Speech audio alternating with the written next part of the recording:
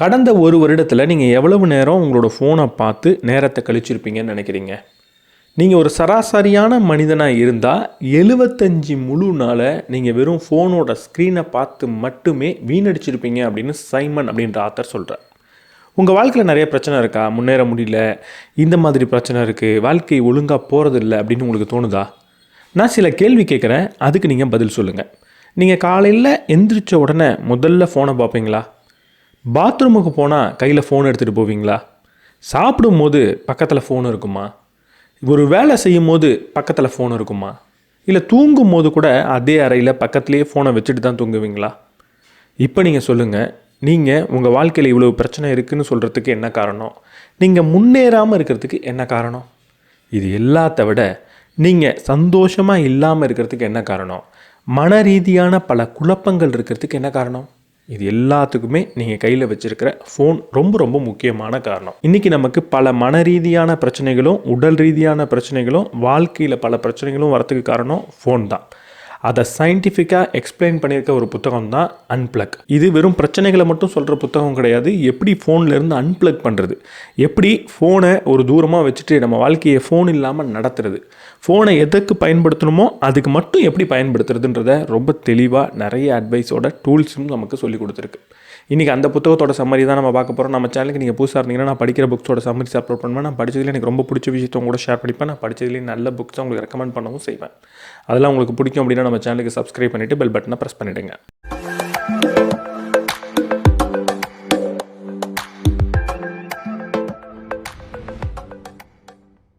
வீடியோக்குள்ளே போகிறதுக்கு முன்னாடி இந்த புத்தகம் நமக்கு சொல்லித்தரது ஒரே ஒரு விஷயந்தான். எந்நேரமும் ஃபோனில் அவைலபிளாக இருந்தோம் அப்படின்னா தேவையில்லாத ஸ்ட்ரெஸ் அதிகமாகும் அப்படின்றது தான். ஒரு உதாரணத்துக்கு, நான் இப்போ ஃபாரினில் இருக்கேன். எனக்கு எதிர்பாராத நேரத்தில் எனக்கு விருப்பமான நபர்கிட்ட இருந்து ஒரு கால் வருதுன்னு வைங்க. உடனடியாக நம்மளோட மனது அவங்களுக்கு ஏதாவது ஒன்று ஆயிருக்குமோ அப்படின்னு சிந்திக்கிறத தவிர்க்கவே முடியாது. இதற்கு காரணம் என்னென்னா, நம்ம அதை பார்த்து பயப்படுறோம் அப்படின்னு அர்த்தம். இதே பயம் நம்ம மேலேயும் நமக்கு இருக்கும். நம்ம வெளிநாட்டில் இருக்கோம், நமக்கு ஏதாவது ஒன்று ஆயிடுச்சுன்னா இந்தியாவில் இருக்கிற நம்மளோட குடும்பத்தை யார் பார்த்துப்பா அப்படின்னு ஒரு எண்ணம் நம்ம மனதில் ஓடுறத நம்மளால் தவிர்க்க முடியாது. இதை பார்த்து பயப்படுறதுக்கு என்ன காரணம்னா, இதுக்கு நம்ம தயாராகலை அப்படின்றது தான். அப்போ இதுக்கு நம்ம எப்படி தயாராகிறது? அதுக்கான ஒரு பதில் தான் டேர்ம் இன்சூரன்ஸ் ஃபார் என்ஆர்ஐ. வெளிநாட்டில் இருக்கிற நம்ம இந்தியாவிலேயே நமக்கான ஒரு டேர்ம் இன்சூரன்ஸை எடுக்க முடியும். நான் ஏன் இந்தியாவில் போய் ஒரு டேர்ம் இன்சூரன்ஸ் எடுக்கணும் வெளிநாட்டில் இருக்கிறப்போ? ஏன்னா இந்தியாவில் எடுக்கும்போது அது 30% சீப்பராக உங்களுக்கு கிடைக்கலாம். அதை விட ரொம்ப முக்கியமாக இது ரொம்ப காஸ்ட்லின்னு நீங்கள் நினைக்க தேவையில்லை.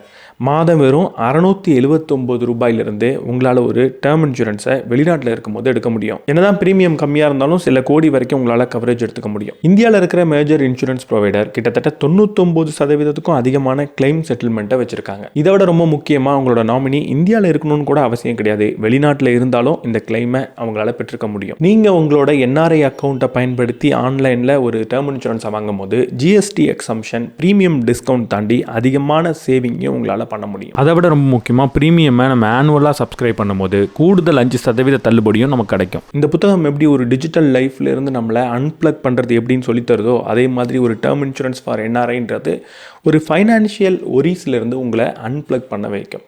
ஸோ காலம் தாமதிக்காமல் உங்களுக்கான ஒரு நல்ல டேர்ம் இன்சூரன்ஸை எடுத்துக்கோங்க. முக்கியமாக நீங்கள் வெளிநாட்டில் இருந்தால். அதற்கான லிங்க்கை நான் டிஸ்கிரிப்ஷன் அண்ட் ஃபர்ஸ்ட் கமெண்ட்டில் கொடுத்துருக்கேன், மறக்காமல் செக் பண்ணி பாருங்கள். ரொம்ப எளிமையான ஒரு கேள்வியை கேட்குறேன், ஆனால் பதில் சொல்கிறதுக்கு ரொம்ப ரொம்ப கடினமான ஒரு கேள்வி. கடைசியாக நீங்கள் எப்போது தனிமையில் இருந்தீங்க? எப்போது உங்களோட மனதோட மட்டும் நீங்கள் நேரம் செலவழிச்சிங்க? இதுக்கு பதில் நீங்கள் சொல்லிடலாம், அன்றைக்கி ஒரு நாள் ஒரு மணி நேரம் நான் தனிமையில் இருந்தேன், இல்லை ஒரு 2 நாள் அன்றைக்கி நான் தனிமையில் இருந்தேன், யாரும் என் கூட இல்லை அப்படின்னு சொல்லிடலாம். இங்கே நான் கேட்குறது, உண்மையாக நீங்கள் தனிமையில் இருந்தது. தனிமைனா என்ன? உங்களை யாராலையும் தொடர்பு கொள்ள முடியாத நிலையில் கடைசியாக எப்போ இருந்தீங்க?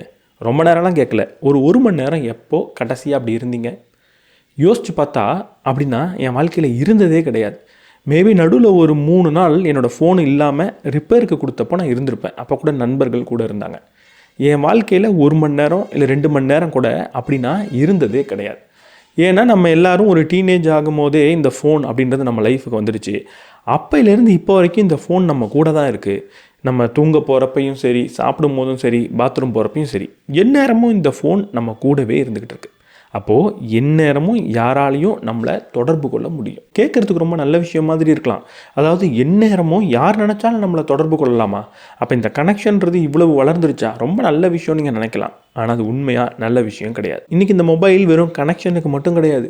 நம்ம டேட்டை பார்க்குறதா இருக்கட்டும், டைமை பார்க்குறதா இருக்கட்டும், நமக்கு யாராவது ஒரு நபர் மெசேஜ் அனுப்புறதா இருக்கட்டும், நம்ம யாரோ ஒரு நபர்கிட்ட ஃபோன் பண்ணி பேசுகிறதா இருக்கட்டும், ஒரு வீடியோ கால் பண்ணுறதா இருக்கட்டும், நம்ம ஏதோ ஒரு வேலை செய்கிறதா இருக்கட்டும், நோட்ஸ் எடுக்கிறதா இருக்கட்டும், என்டர்டெயின் ஆகிறதா இருக்கட்டும், டிஸ்ட்ராக்ட் ஆகிறதா இருக்கட்டும், எல்லாமே இன்றைக்கி இந்த ஃபோன் மூலமாக தான் நடந்துக்கிட்டு இருக்கு.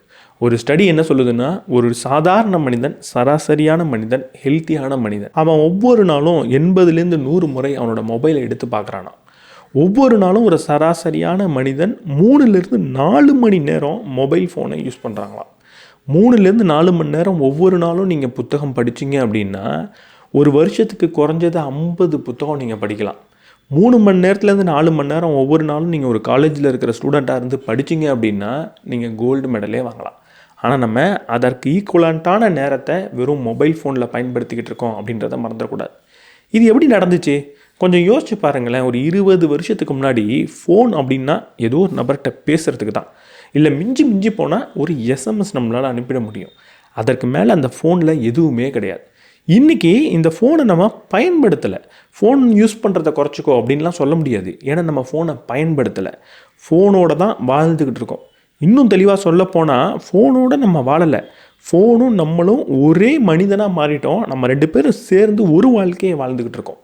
இந்த அளவுக்கு இந்த ஃபோன் நம்ம வாழ்க்கைக்குள்ளே வரத்துக்கு என்னெல்லாம் காரணம்? முதல்ல இந்த இணைப்பு அப்படின்ற ஒரு விஷயத்துக்கும் உளவியலுக்கும் ஒரு பெரிய சம்மந்தம் இருக்குது. எப்போவுமே நம்ம இணைப்போடு இருக்கோம்னா நம்ம பாதுகாப்பாக இருக்கோம் அப்படின்னு நம்ம மூளை நம்பிக்கிட்டு இருக்கோம். அதனால எப்போவும் இணைந்து இருக்கணும்னு அது ஆசைப்பட்டுக்கிட்டே இருக்கும், கூட மனிதர்கள் இருக்கணும்னு ஆசைப்பட்டுக்கிட்டே இருக்கும்.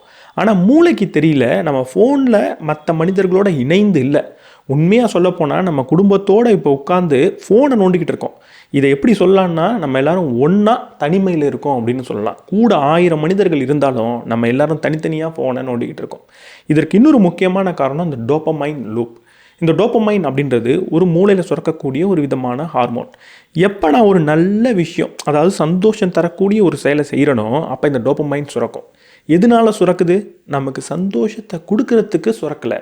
இந்த செயலை செய்யும் போது சந்தோஷம் கிடச்சிது, அதனால இந்த செயலை திரும்ப திரும்ப செய்யணும் சொல்கிறதுக்காக டோபமைன் சுரக்குது. ஃபோனை இன்றைக்கி அப்படி தான் வடிவமைச்சிருக்காங்க. உண்மையாக ஃபோன் அப்படின்றது நமக்கு டோபமைன் கொடுக்கக்கூடிய ஒரு விஷயம் கிடையாது. ஆனால் அதில் இருக்கிற அப்ளிகேஷன் ஒரு சோஷியல் மீடியாவாக இருக்கட்டும், முன்னெல்லாம் அதை சோஷியல் நெட்வொர்க் அப்படின்னு சொல்லுவாங்க. இன்றைக்கி அது சோஷியல் நெட்வொர்க் கிடையாது, சோஷியல் மீடியா. நெட்வொர்க் அப்படின்றது நம்மளை இணைத்து வைக்கக்கூடிய ஒரு சாதனம். என்னோட நண்பன் கூட நான் இணைப்பில் இருக்கேன், அது சோஷியல் நெட்வொர்க். இன்றைக்கி இது சோஷியல் மீடியா. இது நம்மளை இணைத்து வைக்கலை. இது என்ன பண்ணுது?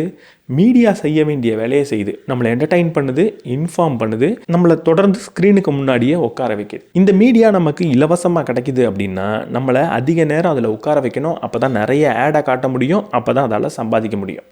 இன்றைக்கி இன்ஸ்டாகிராமில் நம்ம எவ்வளவு நேரம் இருக்கோமோ அவ்வளவு லாபம் இன்ஸ்டாகிராமுக்கு. அப்போ எந்நேரமும் நம்மளை உட்கார வைக்கணும்னா உளவியல் ரீதியாக நம்மளை ஃபோன் கூடயே உட்கார வைக்கிறதுக்கு என்ன செய்யணும்னு பல ஆராய்ச்சிகளை பண்ணி தான் உட்கார வைக்கிறாங்க. இது இன்ஸ்டாகிராமுக்கு மட்டும் கிடையாது, இப்போ நீங்கள் பார்த்துக்கிட்டு இருக்க இந்த யூடியூபுக்கும் பொருந்தும். ஆனால் இன்னும் யூடியூப் இன்ஸ்டாகிராம் அளவுக்கு அந்த இடத்துக்குள்ளே போகலை. யூடியூப் ஒரு வீடியோவை சேகரித்து வைக்கக்கூடிய ஒரு லைப்ரரியாக தான் இருக்குது. ஆனால் அதுவுமே இன்ஸ்டாகிராமாக மாறுறதுக்கான முயற்சியை எடுத்துக்கிட்டு இருக்குது. இந்த மாதிரியான சோஷியல் மீடியா முக்கியமாக 2 விஷயத்தை வச்சு ப்ளே பண்ணுறாங்க. ஒன்று, ஃபியர் ஆஃப் மிஸ்ஸிங் அவுட். ஏதோ ஒரு தகவல் இருக்குது, அந்த தகவல் நமக்கு மட்டும் தெரியாமல் போயிடுமோ, ஏதோ ஒரு கலாச்சார மாற்றம் நடந்துக்கிட்டு இருக்கு, அதை நம்ம மட்டும் தெரிஞ்சுக்காமல் போயிடுவோமோ அப்படின்ற ஒரு பயம். ஏன்னா ஆதி காலத்திலிருந்து நம்மளோட கூட்டத்தோடு நம்ம ஒன்றிய வாழ்க்கையை வாழணுன்ற தேவை இருந்தது. கூட்டம் ஒரு விதமாக நகர்ந்து போனால் நானும் நகர்ந்து போகணும், நான் மட்டும் தனிமையில் இருந்துட முடியாது. அது ஃபிசிக்கலாகவும் சரி, சைக்காலஜிக்கலாகவும் சரி. கூட்டம் ஒரு விஷயத்தை நம்புதுன்னா நானும் நம்பணும். நான் நம்பாமல் நான் மட்டும் வேற ஒரு நம்பிக்கையில் இருந்தேன்னா கூட்டம் என்னை விட்டுட்டு போயிடும், அப்போ எனக்கு பயம் வரும். அதே போல் தான் இன்றைக்கி இன்ஸ்டாகிராமில் எல்லா மனிதர்களும் ஒரு விஷயத்தை ஃபாலோ பண்ணுறாங்க, ஒரு விஷயத்தை தெரிஞ்சுக்கிறாங்க. நம்ம தெரிஞ்சிக்காமல் போயிடுவோமோன்ற ஒரு பயம் வருது. 2வது, சோஷியல் வேலிடேஷன். இந்த சமூகம் நம்மளை அங்கீகரிக்கணுன்ற ஒரு தேவை நமக்கு இருக்குது. அது நம்மளை ஏற்றுக்கணுன்ற ஒரு ஆழ்மன தேவை இருக்குது. சோஷியல் மீடியாவில் எல்லாரும் ஒரு விஷயத்தை பார்த்துக்கிட்டு இருக்காங்க, எல்லாரும் ஒரு ட்ரெண்டை ஃபாலோ பண்ணுறாங்க, எல்லாரும் ஒரு விதமான போஸ்ட்டை போடுறாங்கன்னா நானும் அதை போடணும், இல்லைன்னா அவங்கள விட வேறுபட்ட ஒரு மனிதனாக நான் தெரிஞ்சிருவேன், அவங்க அளவுக்கு ஸ்டேட்டஸில் இல்லாத ஒரு நபராக நான் தெரிஞ்சிருவேன்ற ஒரு பயம் வருது. அதனாலையும் தொடர்ந்து சோஷியல் மீடியாவில் நம்ம பல விஷயங்களை ஃபாலோ பண்ணிக்கிட்டே இருக்கோம். இது நம்மளை சோஷியல் மீடியாக்குள்ளேயே உட்கார வைக்கும் போது நம்ம ஒரு முக்கியமான சமூக மாற்றத்துக்குள்ளே போகிறோம். ஆனால் யாருமே அதை கேள்வி கேட்கறதில்ல. பல சமூக பிரச்சனைக்காக குரல் கொடுக்கக்கூடிய மனிதர்கள் இருக்காங்க. ஆனால் இதுக்கு குரல் கொடுக்கறதுக்கு யாரும் முன் வரலையோ அப்படின்னு நமக்கு தோணுது. என்ன மாற்றம்? இன்றைக்கி எல்லாமே ஃபோனுக்குள்ளே அடங்குது. அதை யாருமே கேள்வி கேட்கறது கிடையாது. நான் வேலைக்கு போகணுமா? ஃபோன் இல்லைன்னா என்னால் வேலைக்கே போக முடியாது. ஒரு உதாரணத்துக்கு நீங்கள் ஆஃபீஸ் போயிட்டுருக்கீங்க. ஒரு 5 நாள் நீங்கள் ஃபோன் எடுக்காமல் போய் பாருங்கள். உங்களால் அங்கே வேலையே செய்ய முடியாது. ஏன்னா ஒரு ஆஃபீஸ் ஒர்க் அப்படின்றது ஃபோனுக்குள்ளே வந்துருச்சு. உங்கள் கூட பேசணுன்னா வாட்ஸ்அப்பில் தான் பேசுவாங்க. உங்கள் கூட ஏதாவது ஒரு மெசேஜ் பண்ணணுன்னா ஃபோனில் தான் பண்ணுவாங்க. குடும்பம்லாம் வாட்ஸ்அப்பில் ஒரு குரூப்பை உருவாக்கிடுச்சு. ஸ்கூலும் வாட்ஸ்அப்பில் குரூப்பை உருவாக்குது. ஸ்கூலும் நிறைய டிஜிட்டல் டூல்ஸை நம்ம ஃபோனில் கொண்டு வந்து கொடுக்குது. ஒவ்வொரு நாளும் நம்ம செய்ய வேண்டிய எல்லா வேலையும் ஃபோனில் அப்ளிகேஷனாக வந்துடுச்சு. காலைல தூங்கி எந்திரிக்கிறதுலேருந்து நான் எவ்வளவு குவாலிட்டியாக தூங்குறன்றதை ட்ராக் பண்ணுற வரைக்கும் ஃபோனில் அப்ளிகேஷன் இருக்குது. ரொம்ப சிம்பிளாக சொல்லணுன்னா, நான் காலையில் தூங்கி எந்திரிச்ச உடனே முதல்ல தொடுறது என்னோடய ஃபோனு. தூங்குறதுக்கு முன்னாடி கடைசியாக தொடுறதும் என்னோடய ஃபோன். அந்த அளவுக்கு இந்த மொபைல் ஃபோன் நம்ம வாழ்க்கையில் ஒன்றிடுச்சு. இதை தாண்டி ஒரு பெரிய பிரச்சனை என்னென்னா, இந்த டிஜிட்டல் ஸ்பேஸ் என்னோடய அடையாளமாக மாறிடுச்சு. இன்ஸ்டாகிராமில் ஒரு பேஜ் இருக்குன்னா அந்த பேஜ் என்னோட அடையாளமாக மாறிடுச்சு. என்னோடய இன்ஸ்டாகிராம் ப்ரொஃபைலில் வந்து நீங்கள் பார்த்தீங்கன்னா, நீங்கள் என்னோடய ப்ரொஃபைலை பார்க்கல, என்னையே பார்க்குறீங்க. அங்கே நான் ஒரு போஸ்ட் போட்டேன்னா அந்த போஸ்ட் நான் அப்படின்றத நீங்கள் உணர்றீங்களே தவிர, நான் எழுதின ஒரு போஸ்ட்டுன்னு நீங்கள் நினைக்கிறது கிடையாது. நான் ஏதாவது ஒரு தப்பான கருத்தை பதிவிட்டேன்னா, நான் எழுதின ஒரு கருத்து மட்டும்தான் அதுன்னு பார்க்குறதுக்கு பதிலாக அதுதான் என்னோடய அடையாளம் அப்படின்னு நம்ம பார்க்குறோம். என்னோடய போஸ்ட் இப்படித்தான் இருக்கணும், நான் இந்த மாதிரி போஸ்ட் மட்டும்தான் போடணும், எப்படி நான் இந்த மாதிரி ஆடை மட்டும்தான் போடணும் அப்படின்னு விருப்பப்படுவேனோ, என்னோடய போஸ்ட்டும் இப்படி மட்டும்தான் இருக்கணும்னு நான் இப்போ நினைக்க ஆரம்பிச்சிடுறேன். என்னோட பிரதிபலிப்பாக அந்த ப்ரொஃபைலை பார்க்குறத தாண்டி நான் தான் அந்த ப்ரொஃபைல் அப்படின்னு நம்ம பார்க்க ஆரம்பிச்சிடுறோம். இந்த சோஷியல் மீடியா நம்மளோட அடையாளமாக மாறிடுச்சு. அதை விட்டு நம்மளால் வெளியே வர முடியல. இதனால் இந்த ஃபோன் இல்லாத நேரம் அப்படின்றது நம்ம வாழ்க்கையில் இல்லாமல் போயிடுச்சு. ஒரு வாக்கிங் போகிறதா இருக்கட்டும், வீட்டில் வேலை செய்கிறதா இருக்கட்டும், பாத்ரூமில் இருக்கிறதா இருக்கட்டும், என்ன செஞ்சாலும் இந்த ஃபோன் நம்ம கூடயே இருக்கும். இதனால் என்ன பிரச்சனை அப்படின்னு கேட்டிங்கன்னா, நிறைய மன ரீதியான பிரச்சனை வருது. நம்மளால் ஒரு விஷயத்தில் ரொம்ப கவனமாக இருக்க முடியறது கிடையாது. நான் இந்த வீடியோ பேசிக்கிட்டே இருக்கும்போது என் ஃபோன் பக்கத்தில் இருந்ததுன்னா பல நோட்டிஃபிகேஷன் வரும், பல கால் வரும், நான் டிஸ்ட்ராக்ட் ஆவேன். என்னால் ஒரு குவாலிட்டியான வீடியோவை என் ஃபோனை பக்கத்தில் வச்சுக்கிட்டு பண்ண முடிகிறது கிடையாது. இது வீடியோக்கு மட்டும் கிடையாது, நீங்கள் செய்கிற எல்லா வேலைக்கும் பொருந்தும். ஒரு படிக்கிற பையன் பக்கத்தில் ஒரு ஃபோனை நீங்கள் வைக்கிறீங்கன்னு வைங்க. ஒரு ஸ்டடி என்ன சொல்லுதுன்னா, ஒரு ஸ்டூடெண்ட் படிச்சுக்கிட்டு இருக்கப்போ அவனுக்கு முன்னாடி ஒரு ஃபோன், அவனோட ஃபோனாக இருக்கணுன்ற அவசியம் கூட கிடையாது. ஏதோ ஒரு ஃபோனை அவன் கண்ணில் படுற மாதிரி நீங்கள் வச்சிங்கன்னா அவனோட அட்டென்ஷன் 40% குறைதான். சிம்பிளாக சொல்லணுன்னா, 100 மார்க் வாங்கக்கூடிய ஒரு பையன் 60 மார்க் தான் எடுப்பான். அவன் படிக்கும் போது எந்நேரமும் அவன் கண்ணில் தெரிகிற மாதிரி ஒரு ஃபோன் இருந்தாலே போகிறோம். அதாவது அப்பா அம்மா பக்கத்தில் உட்காந்து ஃபோன் நோண்டினாலே போகிறோம், அவன் 100 மார்க்குக்கு பதிலாக 60 மார்க் எடுப்பான். இங்கே மார்க்கு பிரச்சனை கிடையாது, அவன் எவ்வளவு டிஸ்ட்ராக்ட் ஆகிறான் அப்படின்றது தான் பிரச்சனை. இந்த டிஸ்ட்ராக்ஷன் என்ன பண்ணுது, அவனுக்கு இன்னும் பல மனநோய்களை கொடுக்குது. ஸ்ட்ரெஸ்ஸை அதிகப்படுத்துது, பல மென்டல் டிஸார்டர்ஸை கொண்டு வருது, வாழ்க்கை தரத்தையே குறைக்குது. ஸ்டூடெண்ட்ஸ்க்கு மட்டும் கிடையாது, எல்லா ஏஜ் குரூப்புக்கும் இது பொருந்தும். நீங்கள் என்ன வேலை செஞ்சுக்கிட்டு இருந்தாலும் இது பொருந்தும். இந்த ஃபோன் அப்படின்றது நம்மளை அந்த அளவுக்கு பிரச்சனைக்குரிய ஒரு வாழ்க்கையை நோக்கி இழுத்துட்டு போயிட்டுருக்கு. இந்த ஃபோனை பயன்படுத்துறதுனால அப்படி என்ன பிரச்சனை வந்துட போகுது? சாதாரண ஃபோன் தானே அப்படின்னு நீங்கள் கேட்டிங்கன்னா, ஃபோன் பயன்படுத்துறதுனால வராத பிரச்சனையே கிடையாது அப்படின்னு சொல்லலாம். ஃபோன் பயன்படுத்துறதுனால என்ன பிரச்சனை வந்துடும் அப்படின்னு கேட்குறத விட, எனக்கு எது ரொம்ப ஆர்வமாக இருக்குன்னா, ஃபோன் பயன்படுத்துறதுனால எந்த பிரச்சனை வராமல் இருக்கும் அப்படின்னு கேட்குறதுக்கு ஆர்வமாக இருக்குது. ஏன்னா அவ்வளவு பிரச்சனை இந்த ஃபோன்னால் நமக்கு வந்துக்கிட்டு இருக்குது. முதல்ல நான் ஏற்கனவே சொன்ன அட்டென்ஷன் டிஸார்டர் அப்படின்றது வருது. எப்போ ஒரு நோட்டிஃபிகேஷன் என்னோடய ஃபோனில் வருதோ அதற்கப்புறம் அந்த நோட்டிஃபிகேஷன்லேருந்து வெளியே வந்து திரும்ப நான் எந்த வேலை செஞ்சுக்கிட்டு இருக்கனோ அந்த வேலையை செய்கிறதுக்கு எவ்வளவு நேரம் ஆகும் தெரியுமா? ஸ்டடீஸ் என்ன சொல்லுதுன்னா, நீங்கள் ஆக சிறந்த புத்திசாலியாக இருந்தால் 10 நிமிஷம் ஆகும், சாதாரண மனிதனாக இருந்தால் 20 நிமிஷம் ஆகும். நான் எதற்கு இந்த நேரத்தை சொல்கிறேன்னா, ஒரு நோட்டிஃபிகேஷன் வந்த உடனே என்ன நோட்டிஃபிகேஷன் பார்த்துட்டு திரும்ப வேலைக்கு வரத்துக்கு. ஆனால் நம்ம என்ன பண்ணுறோம், நோட்டிஃபிகேஷன் வந்தோடனே ஃபோனை கையில் எடுக்கிறோம், அதற்கப்புறம் இன்ஸ்டாகிராம்குள்ளே போய் அதுக்கே ஒரு அரை மணி நேரம் செலவழிச்சிட்டு வெளில வரோம். எப்போ இவ்வளவு டிஸ்ட்ராக்ட் ஆகிட்டு திரும்ப வேலைக்கு வரோமோ அப்போ இன்னும் அதிகமான நேரத்தை நம்ம விரயம் பண்ணுவோம். இப்படி நேரம் விரயமாகும் போது என்ன நடக்கும்? நான் செய்கிற வேலை குவாலிட்டியாக இருக்காது. இப்போ யோசிச்சு பாருங்கள், பேசிக்கிட்டே இருக்கேன், நடுவில் என்னோடய ஃபோனை எடுத்து நான் பார்த்துக்கிட்டு இருந்தேன்னா அத்தனை தடவை நான் டிஸ்ட்ராக்ட் ஆவேன். என்னோடய குவாலிட்டி ஆஃப் கண்டென்ட்ன்றது ரொம்பவே பாதிக்கும். இப்போ அதை நான் சொல்லும் போதே என்னோடய ஃபோனில் ஒரு கால் வருது.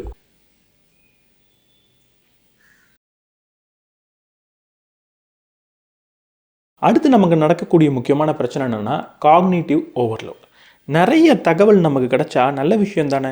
நம்மளோட மூளை தகவல்களை புரிஞ்சுக்கிட்டு அதை ப்ராசஸ் பண்ணி தான் வாழ்க்கையின் முடிவு எடுக்கிறப்போ நிறைய தகவல் நமக்கு கிடைச்சா நல்லது தானே. இன்ஸ்டாகிராம் மூலமாக நிறைய தகவல் கிடைக்குதானா, கிடைக்குது தான். ஆனால் எப்போவுமே ஒரு விஷயத்தை புரிஞ்சுக்கணும், நமக்கு நிறைய தகவல் தேவையில்லை. நமக்கு ரிலேட்டபிளான நல்ல குவாலிட்டியான கொஞ்சம் தகவல் மட்டும்தான் தேவை. முக்கியமான அவசியமான நிறைய குவாலிட்டியான தகவல் தேவையே தவிர நிறைய தகவல் அப்படின்றது தேவை கிடையாது. ஏன்னா நீங்கள் நிறைய இன்ஃபர்மேஷனை மூளையில் கொண்டு போய் லோட் பண்ணிங்கன்னா அது தேவையான இன்ஃபர்மேஷன் எது, தேவையில்லாத இன்ஃபர்மேஷன் எது, எது ரொம்ப முக்கியம் அப்படின்றத கண்டுபிடிக்கவே முடியாது. அது என்ன செய்யும்னா, எது ரொம்ப இன்ட்ரெஸ்டிங்காக இருக்குது, எது நமக்கு சந்தோஷத்தை கொடுக்குது அப்படின்னு பார்த்து அதை ஞாபகம் வச்சுக்கோம். எது கொஞ்சம் போரிங்காக இருக்கோ அதை தூக்கி போட்டுரும். ஆனால் இங்கே பிரச்சனை என்னென்னா, போரிங்கான தகவல் பல நம்ம வாழ்க்கைக்கு ரொம்ப ரொம்ப அவசியம். மேத்தமெட்டிக்ஸ் ரொம்ப முக்கியம், ஃபிசிக்ஸ் ரொம்ப முக்கியம். இதெல்லாம் எல்லாருக்கும் ரொம்ப ஆர்வமாக இருக்காது. இதெல்லாம் போரிங்காக இருக்கிறப்போ ரொம்ப இன்ட்ரெஸ்டிங்கான இன்ஸ்டாகிராமில் இந்த இன்ஃப்ளூயன்சர் எப்படி டான்ஸ் ஆடிருக்காரு பாரு அப்படின்றது நமக்கு கிடைக்கும் போது அதை ஞாபகம் வச்சுக்கோம், இதை மறந்துடும். இதெல்லாம் வெறும் பேசிக்கான பிரச்சனை தான். எமோஷ்னலாக பல பிரச்சனை வரும். முதல் பிரச்சனை என்ன தெரியுமா? ஆங்ஸைட்டி. ஒரு ஆங்ஸைட்டிக்கு பேரே வச்சுட்டாங்க இன்றைக்கி. அதோட பேர் தான் நோட்டிஃபிகேஷன் ஆங்ஸைட்டியா. எப்பெல்லாம் ஃபோனில் நோட்டிஃபிகேஷன் வருதோ அப்போல்லாம் நமக்கு ஒரு பெரிய பதட்டம் வருது இல்லை, அதுக்கு பேர் தான் நோட்டிஃபிகேஷன் ஆங்ஸைட்டி. நோட்டிஃபிகேஷனுக்கெலாம் ஆங்ஸைட்டி வருமா அப்படின்னு ஆச்சரியமாக கேட்டிங்கன்னா, நமக்கு எல்லாருக்குமே இது வந்துக்கிட்டு தான் இருக்குது. ஒரு உதாரணம் சொல்கிறேன். நம்ம ஏதோ ஒரு நபரை காதலிச்சுக்கிட்டு இருக்கோம், நமக்கு நடுவில் சின்ன சின்ன சண்டை வரும். முன்னெல்லாம் சின்ன சண்டை வந்ததுன்னா ஒரு 2 நாள் பேசாமல் இருப்போம், அதுக்கப்புறம் நேரில் பார்த்து மன்னிப்பு கேட்டு அது சரியாகும்னு வைங்களேன். ஆனால் இன்றைக்கி சண்டை போட்டு பேசாமல் இருக்கிற அந்த நேரத்தில் என்ன நடக்குது? ஏதாவது ஒரு சின்ன நோட்டிஃபிகேஷன் ஃபோனில் வந்தால் அவங்களா இருக்குமோ அப்படின்னு சொல்லி ஓடி போய் ஃபோன் எடுத்து பார்க்குறோம். இந்த பதட்டத்தோட பேர் தான் நோட்டிஃபிகேஷன் ஆன்சைட்டி. இல்லைனா ஆஃபீஸில் வேலை பார்த்துக்கிட்டு இருப்போம், ஃபோனில் லீவ் நாளில் ஒரு நோட்டிஃபிகேஷன் வருது, ஒரு கால் வருது, உடனடியாக பதட்டமாகும், உடனடியாக நமக்கு ஒரு பயம் வரும். ஆஃபீஸில் நம்ம அந்த வேலையை செய்யலையோ, அவங்க கால் பண்ணுறாங்களோ, பாஸ் இப்போ கால் பண்ணுறாரோ, திரும்ப ஆஃபீஸ்க்கு கூப்பிட்டுருவாரோ அப்படின்னு பயப்படுறோம்ல, அதுக்கு பேர் தான் நோட்டிஃபிகேஷன் ஆன்சைட்டி. இன்ஃபீரியாரிட்டி காம்ப்ளெக்ஸும் இந்த ஃபோன் வந்ததுக்கப்புறம் அதிகரிச்சிருக்கு அப்படின்னு ஒரு ஸ்டாட்டிஸ்டிக் சொல்லுது. ஆமாம், இன்ஸ்டாகிராம் எந்நேரமும் கையில் இருக்குது. அடுத்தவங்க என்ன பண்ணுறாங்க, நம்மளோட நண்பர்கள் எந்த மாதிரியான இடத்துக்கு டூர் போயிட்டு வந்தாங்க, இவங்க ஹனிமூனுக்கு என்ன பண்ணுறாங்க, இவங்களோட ஹஸ்பண்ட் இவங்களுக்கு என்ன மாதிரி கிஃப்ட் வாங்கி கொடுத்துருக்காங்க, பர்த்டேக்கு எப்படிப்பட்ட சர்ப்ரைஸ் அடுத்தவங்கெல்லாம் கொடுத்துக்கிட்டு இருக்காங்க, ஒரு கல்யாண மேடையில் எப்படி பாட்டு போட்டு டான்ஸ் ஆடுறாங்க, இதெல்லாம் பார்த்துக்கிட்டே இருந்தோம்னா நம்ம வாழ்க்கையை அவங்க கூட கம்பேர் பண்ணுறதை தவிர்க்கவே முடியாது. இது மனிதனோட ஒரு சாதாரண இயல்பு. பக்கத்தில் இருக்கிற மனிதனோட நம்மளை கம்பேர் பண்ணி பார்த்து நம்ம எப்படி இருக்கோன்னு ஜட்ஜ் பண்ணி நம்மளை இன்னும் உயர்த்திக்கணும் அப்படின்னு நினைக்கிறதுக்கான ஒரு இயல்பு தான் அது. அது எப்போ நடக்கணும்? எப்போவாவது நடக்கணும். ஆனால் இப்போ ஃபோன் வந்ததுக்கப்புறம் எந்நேரமும் அதுதான் நடந்துக்கிட்டு இருக்குது. இப்போது நீங்கள் இந்த வீடியோலேருந்து வெளியே போங்க, இன்ஸ்டாகிராம்குள்ளே போங்க, ஸ்டேட்டஸ் எடுத்து பாருங்கள்.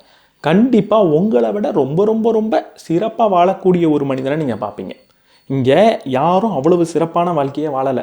எல்லார் வாழ்க்கையிலையும் கொஞ்சம் பிரச்சனை இருக்குது. ஆனால் இன்ஸ்டாகிராமில் பிரச்சனையை நம்ம போடுறதுக்கு பதிலாக நம்ம வாழ்க்கையில் என்னெல்லாம் சாதனை பண்ணுறோன்னு நினைக்கிறோமோ அதை போட்டுக்கிட்டு இருக்கோம். அதனால நம்ம தேவையில்லாத கம்பேரிசன் பண்ணுறோம், நம்மளையே நம்ம குறைச்சி எடை போடுறோம். அதெல்லாம் பார்க்கும்போது இன்ஃபீரியாரிட்டி காம்ப்ளெக்ஸும் அதிகரிக்குது. இது எல்லாத்த விட நம்ம காசு கொடுத்து வாங்கினதுக்காக இந்த ஃபோன் நமக்கு பண்ணக்கூடிய மிகப்பெரிய துரோகம் என்ன தெரியுமா? நம்மளோட தூக்கத்தை பறிக்கிறது. நெட்ஃப்ளிக்ஸ் சிஇஓ கிட்ட ஒரு தடவை ஒரு கேள்வி கேட்டாங்க. உங்களோட காம்படிட்டரை பற்றி நீங்கள் என்ன நினைக்கிறீங்கன்னு ஒரு கேள்வி கேட்குறாங்க. அதுக்கு அவர் என்ன பதில் சொன்னார் தெரியுமா? எங்களோட காம்படிட்டர்கிட்ட நாங்கள் ரொம்ப கடினமாக போட்டி போட்டுக்கிட்டு இருக்கோம். எங்களோட காம்படிட்டர் யார் தெரியுமா?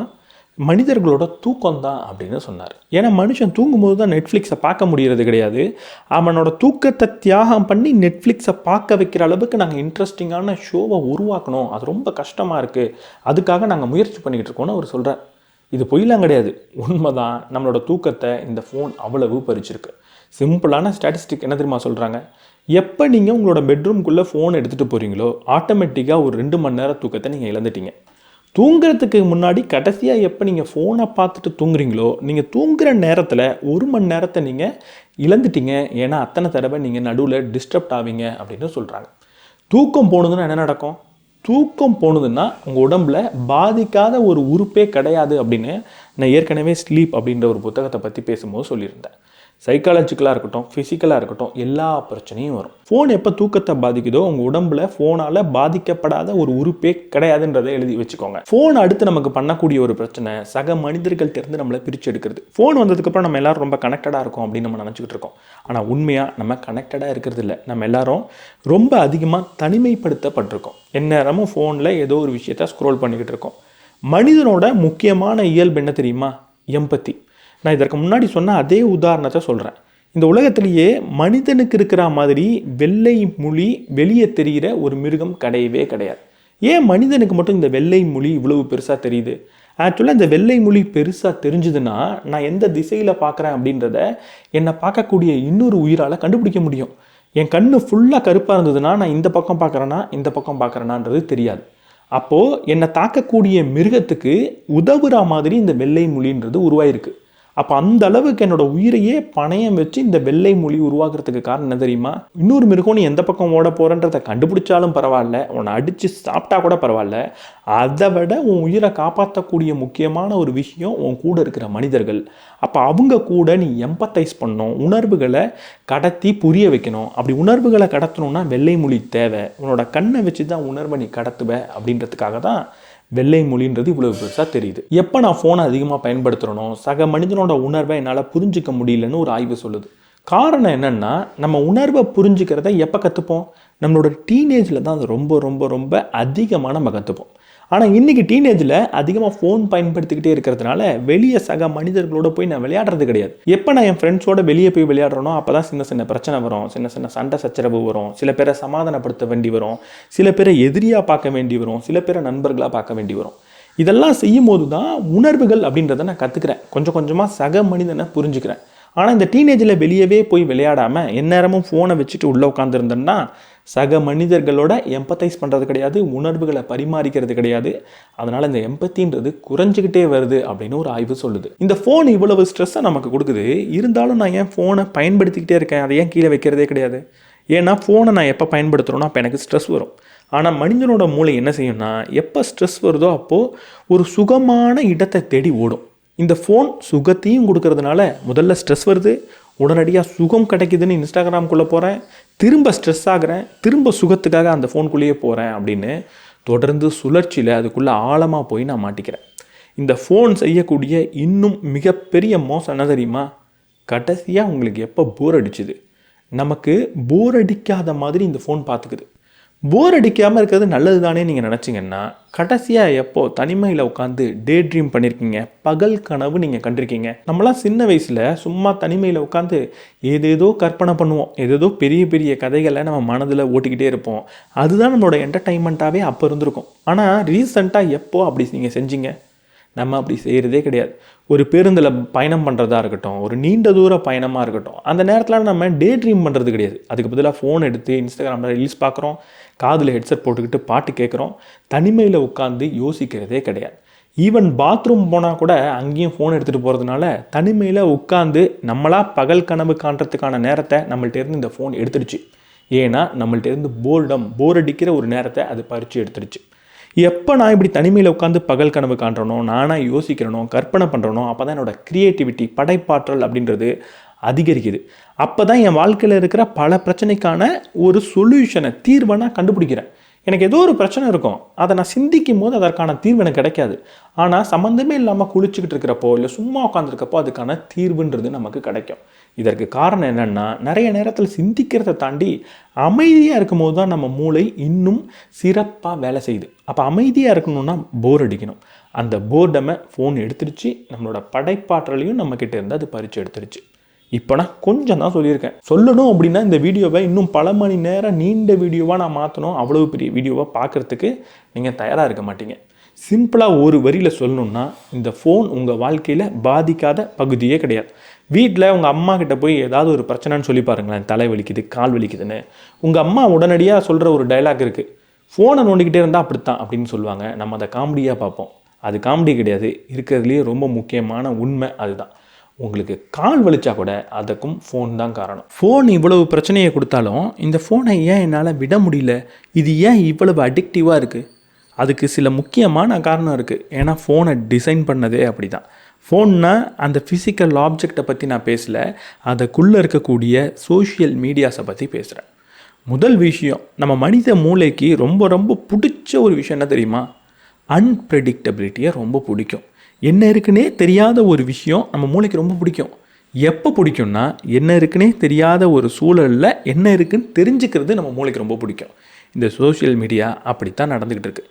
இப்போ என் ஃபோனில் திடீர்னு கிளிங் அப்படின்னு ஒரு நோட்டிஃபிகேஷன் வந்ததுன்னா, எதுலேருந்து நோட்டிஃபிகேஷன் வந்துச்சு, யார் மெசேஜ் அனுப்புனா, என்ன ரீசனாக இருக்கும், என்ன காரணமாக இருக்கும் அப்படின்றது நமக்கு தெரியாது. அப்போ நம்ம மூளைக்கு அது ஒரு ஆர்வத்தை கொடுக்கும். என்ன இருக்குன்னு உடனடியாக தெரிஞ்சுக்கோ அப்படின்னு சொல்லும்.